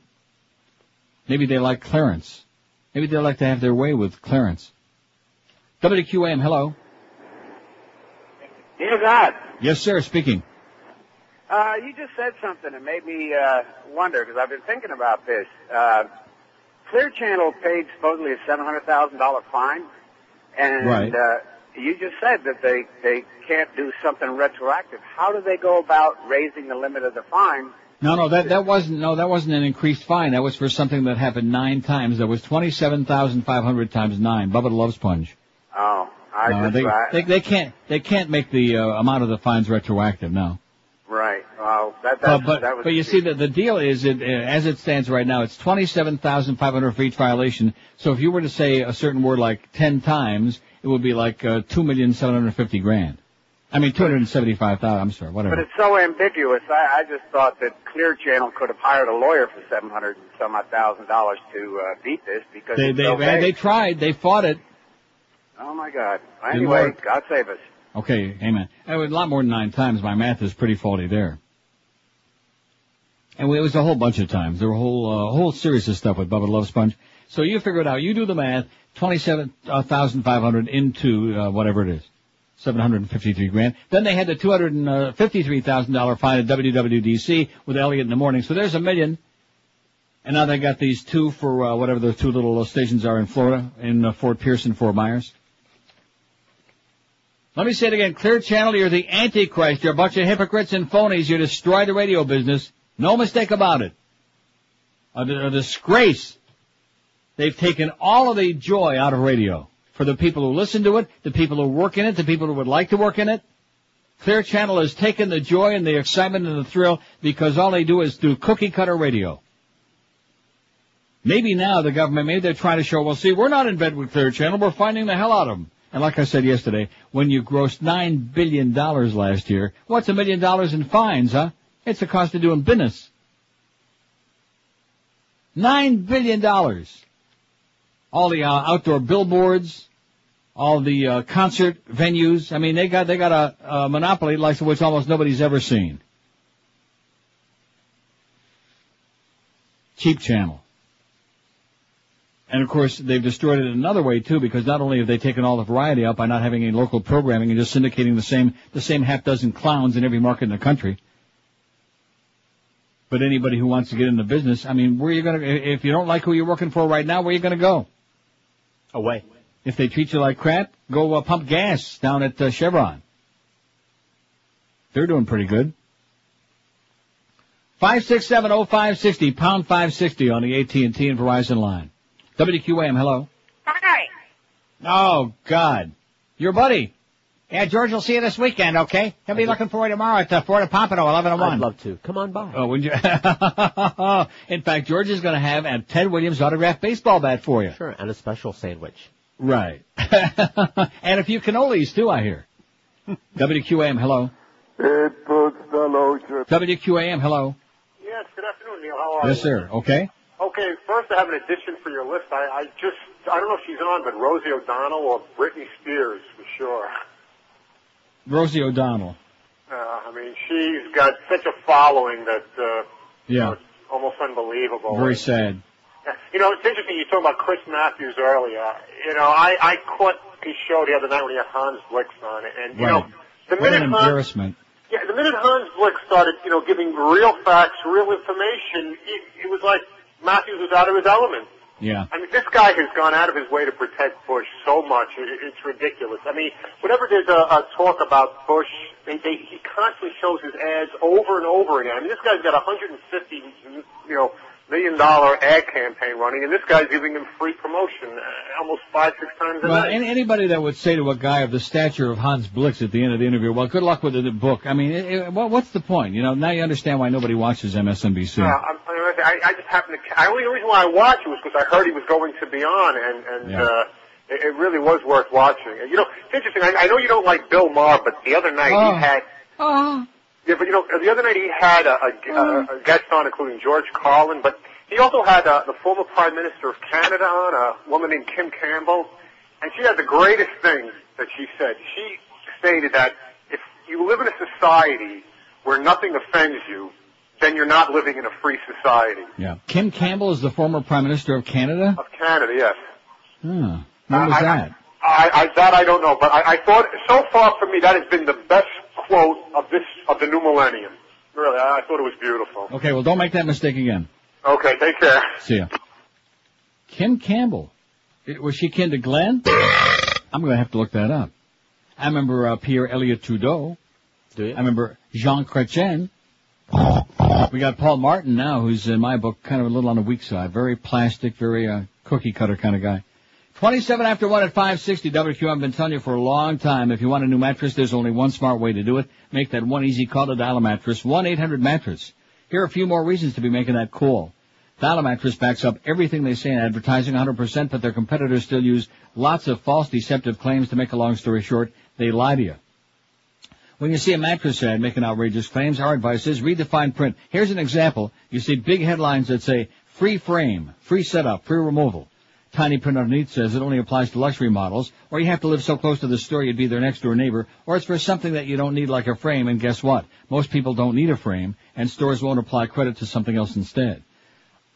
It seems there's always a reason why the promotion doesn't apply to your purchase. Was that coarse? Yes, it was. Of course.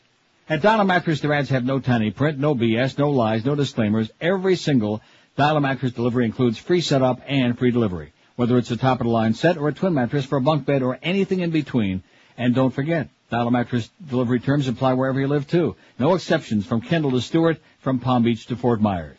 Dial a Mattress reminds you to read that fine print because they want you to know what you're buying, even if you decide not to buy from them. So if you're really tired of the old lumpy, bumpy mattress that's worn out and you want to get you a great night's sleep for a long time to come, do the smart thing. It's the honest way to get a great night's sleep. Call 1-800-MATTRESS, 1-800-MATTRES, or log on to their website, mattress.com. Live and local. This is Sports Radio 560 QAM.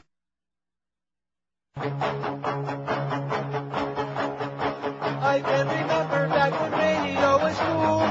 I said when I grow up that's what I want to do. But now it's run by greedy corporate holes and suits that only care about the bottom line, not you. They are omnipotent, their power has no end. Because the CEO is Daddy Bush's friend. Consultants know what's meant for you to hear instead. Your brain was wired up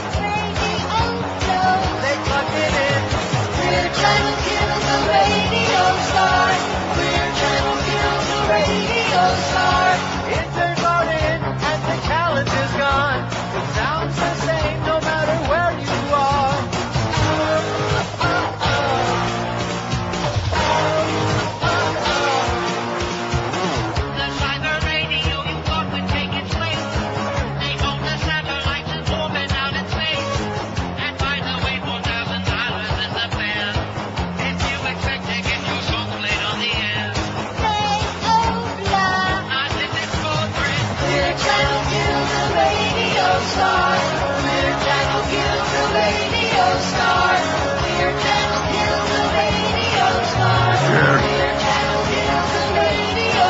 Absolutely. Their channel sucks, make no mistake about it. They've destroyed the radio business with, of course, the assistance and the encouragement and enthusiasm of the federal government, which now says, oh, but you see, we're finding them for all them dirty words. Right. 133 at 560 WQM. Overhyped. This is a very good suggestion for our poll, Larry. Calle Ocho. All right. Incredible. Good choice. Thank you very much. This is kind of cute. The groom kissed the groom, says the New York Daily News. The bride kissed the bride and the champagne flowed. 3 same-sex couples exchanged vows on the steps of New York City Hall yesterday in a public declaration of love and a message to lawmakers. By the power vested in me by the state of New York to perform any wedding but this one, I now pronounce you married, said Rabbi Ellen Lipman, as she solemnized the marriage of B.C. Craig, 40, and Ruth Finkelstein, 49. Oi! The couple, together 12 years, kissed under a traditional Jewish canopy known as chuppah. I beg your pardon. And as their son, Sam, 3, basked in the glow. That's not how you pronounce that. Kippah? No, kippah is a yarmulke. What is a chuppah? Well, I know the chupacabra. Verb. No, not Espanol. Don't start with an Espanol crap. No. Anyway, 2 other couples, Montel Sherry Slack and Michelle Cherry Slack, both 30 of Brooklyn. How old? About 30, man. And Bradley Curry, 40, and Mel Bryant, 38 of Manhattan, also exchanged vows as dozens of clergy pledged to continue to marry same-sex couples. A heterosexual couple can meet on the subway at 7 a.m. and be at the city clerk's office by 3 asking for marriage license, and they would get it, Michelle Cherry Slack said. We love each other, we're committed to one another, so we deserve to have those same legal rights, she said. Manhattan District Attorney Robert Morgenthau said he will not file criminal charges against any of the participants because there's been no definitive ruling from the courts on the legal and constitutional issues surrounding same-sex marriages in New York. Morgenthau differed sharply from his counterpart in upstate Ulster County, where the DA is prosecuting 2 Unitarian ministers and New Paltz Mayor Jason West for performing marriages without licenses. Mayor Bloomberg, who has refused to take a public stand on gay marriage, said jokingly he was sorry to have missed the ceremonies, which he described as more theater than anything else. He's an idiot, by the way, Mayor Bloomberg. Just ask Dr. Atkins' wife. I love this story. We're going to keep an eye on this one for you. I will anyway. Santa Fe, New Mexico.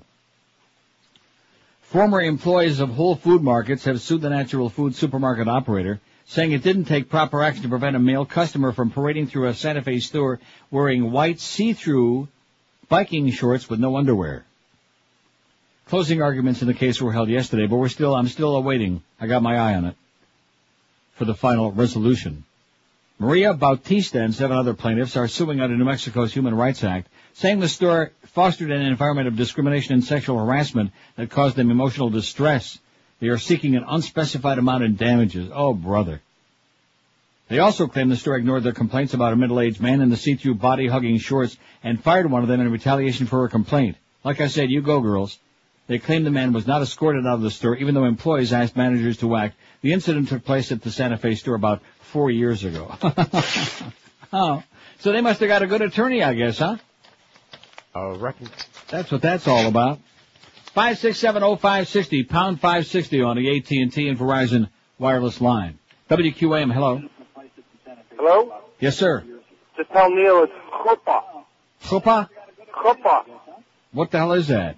It's like the arc that goes over the married couple.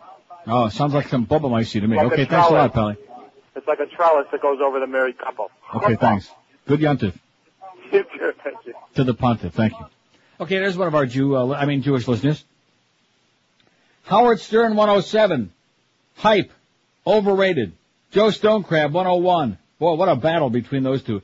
George W., those coming up from the rear, 78. Rush Limbaugh, 44. He's right on his ass. South Beach, 43. Walmart, 41. The Outback, 38. Come on. Have you ever had that walkabout soup? Yes, I have. It's great. And that bloomin' onion? I could take a bath in it. What's not to like with that? I don't know. I don't remember the steaks. Maybe they just don't like their meat. The only thing I've never had a good time with is getting a seat if you don't show up, like, really early. Well, at least it's not like Dalt's. They don't have cheese on the seat. That's probably why Dalt's went out of business. I just love saying that. I like Dalt's a lot. Dalt's was good. You ever go to Dalt's? Yes, I have. In the past, when they were open, when they were in business. Back in the day. Kendall. But everything was like covered with cheese, which unfortunately for me, I like cheese, which is very bad for you and it gives you oil, clogs your arteries, and it's not good. But I used to joke about the fact that even the seats used to have cheese on them. And of course now I would punch one of these buttons and make that sound, but we can't do that no more. We can't cut the cheese. How do you like that? Oh, God. Who ever heard of such madness? You see, I don't want to start belly aching because I'll do whatever the hell they say. I want the money, you know. But I mean, I think that they've gone overboard. It's one thing to proceed with an abundance of caution.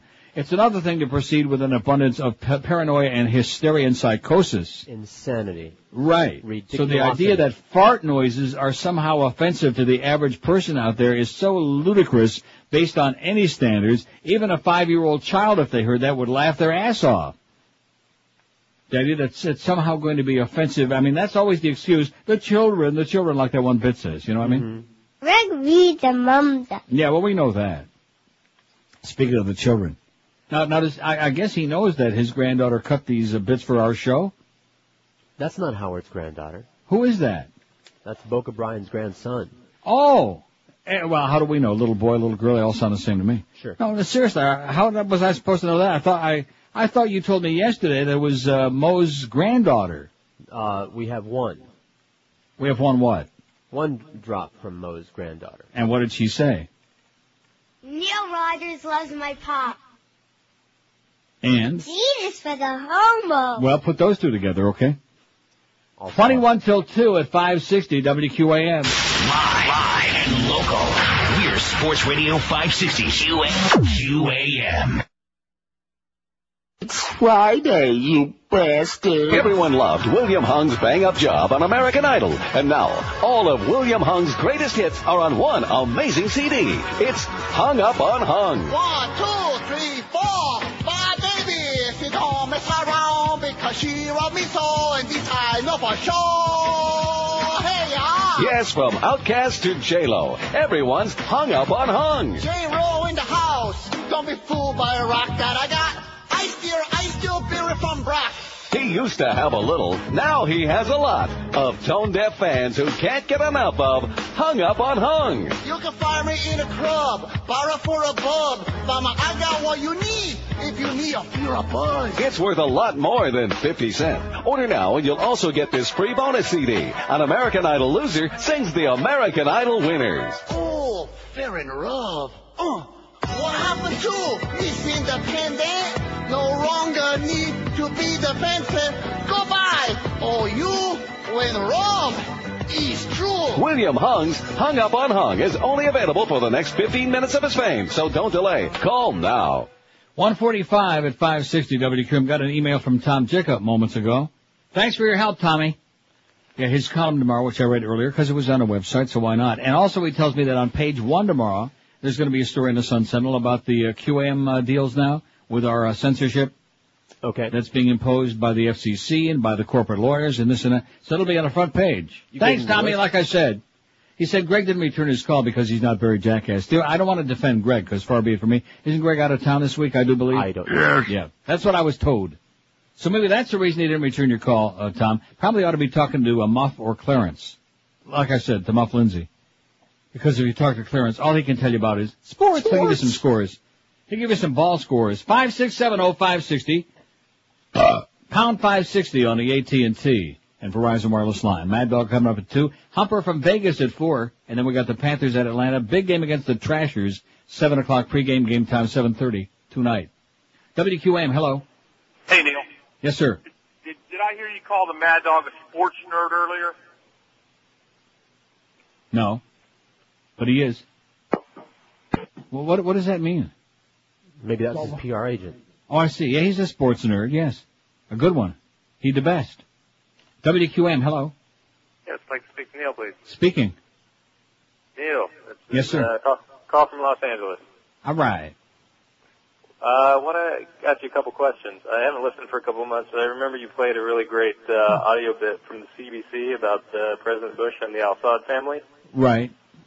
Is there any way to get a hold of that?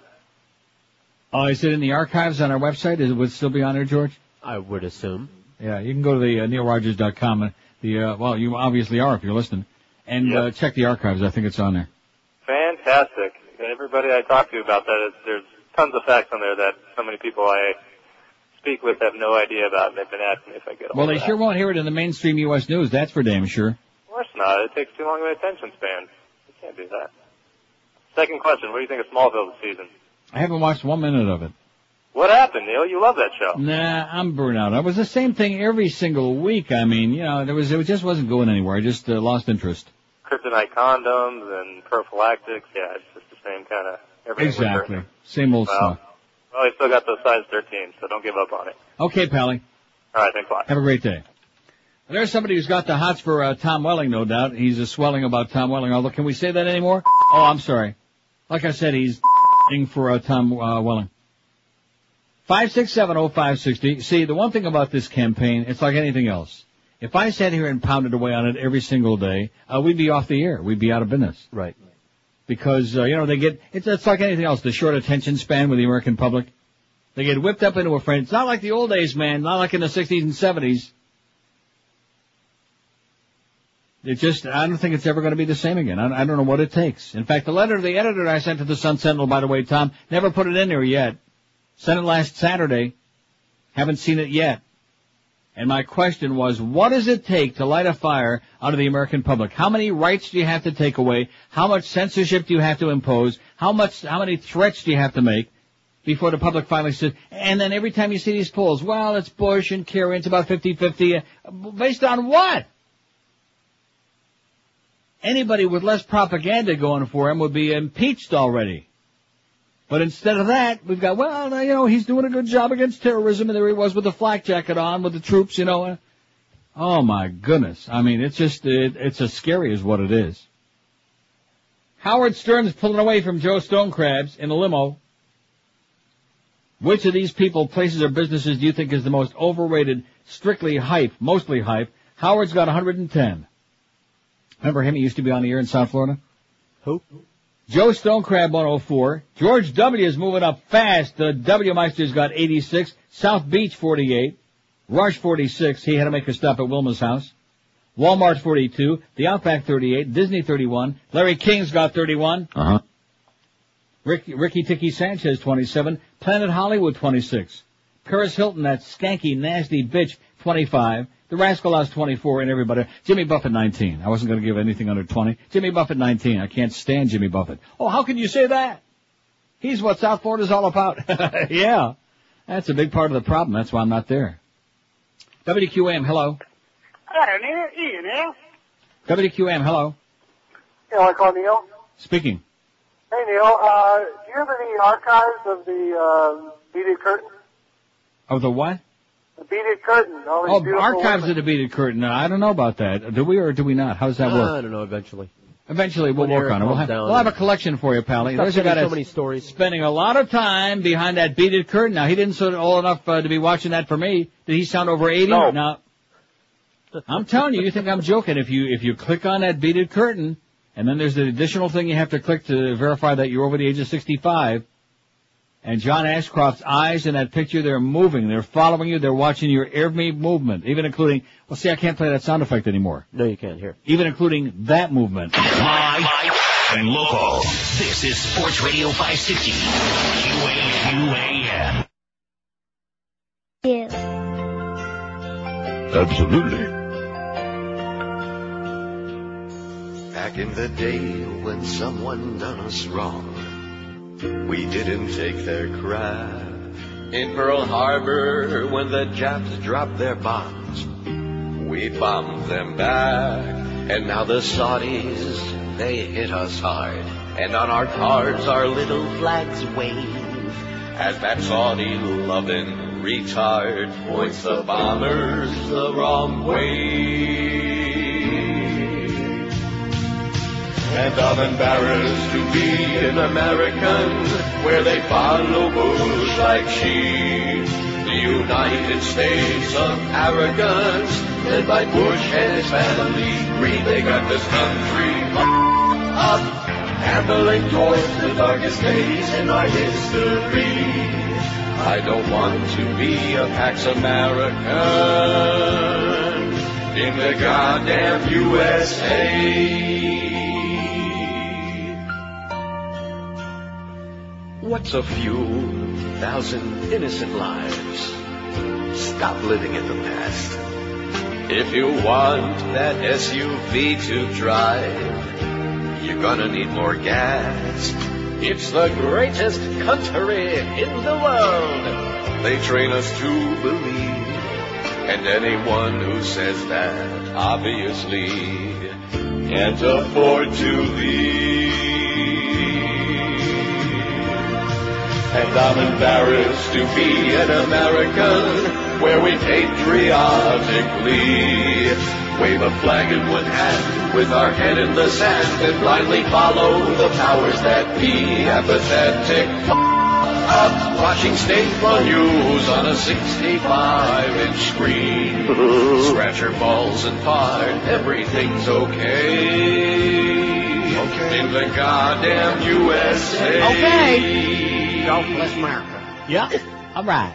It's 1:57. We got the sports nerd Jim Mandich coming along. You notice that guy trying to stir up the pot, trying to start a whole song and dance. You're not going to drive a wedge between me and old Mad Dog, I'll tell you that. How about a wedgie? I'm the guy who taught him everything he knows about taking the money to the bank. He'll tell you that. Anyway, I never got around to this Lisa Marie story. Now, they kind of like soft-pedaled this and soft-soaped it in the mainstream media over the last couple of days. But the Inquirer, which doesn't soft-soap or soft-pedal, they occasionally drop the soap. But this article says Lisa Marie confesses about Jacko, a whole bunch of stuff here. All right. And let me just read a little bit. I got a little time. Lisa Marie's step-uncle, the Reverend Rick Stanley, believes she's sitting on blockbuster information about Michael. Reverend Stanley, a Baptist minister who shared pulpits with Billy Graham, claims that Lisa Marie found explicit videotapes belonging to Michael while she was married. In January 98, he told the Inquirer that he had a dramatic meeting with Lisa Marie set up by her desperately concerned mother, Priscilla, who hated her daughter's marriage to Michael. Michael Motorcycle.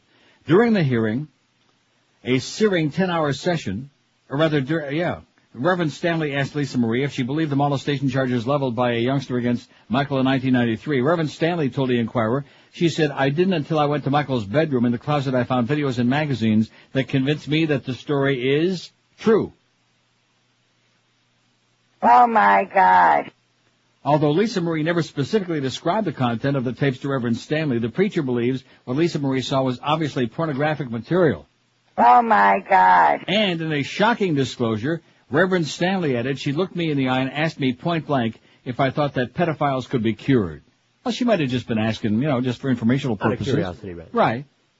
The preacher, who is Elvis's stepbrother, says he advised her to get out of the relationship as fast as you possibly can. Hours later, Lisa Marie filed for divorce.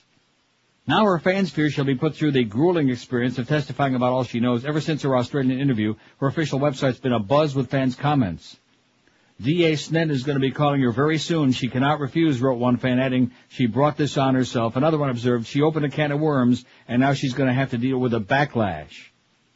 See, again, I could have used one of them sounds there, but can't do it. The backlash. One worried admirer hopes Lisa Marie's comments don't land her in the hot seat, but all signs point to it. She's going to have a hot seat. Rectum is what they're saying now, and that's bad. Anyway, we got, let's see, Howard Stern 113, most overrated, mostly hype. Joe Stone Krabs 108, George W 95, South Beach 50, Rush Limbaugh 47, Walmart 43, and Outback 38. I don't care what anybody says. I like the Outback. Me too. In fact, maybe I'll see you out back a little bit later on. Maybe we'll all have a big meeting out back and find out what the hell is going on. Bye! The Neil Rogers Show on 560 WQAM, Miami, Fort Lauderdale. Hey, I don't miss a pickle.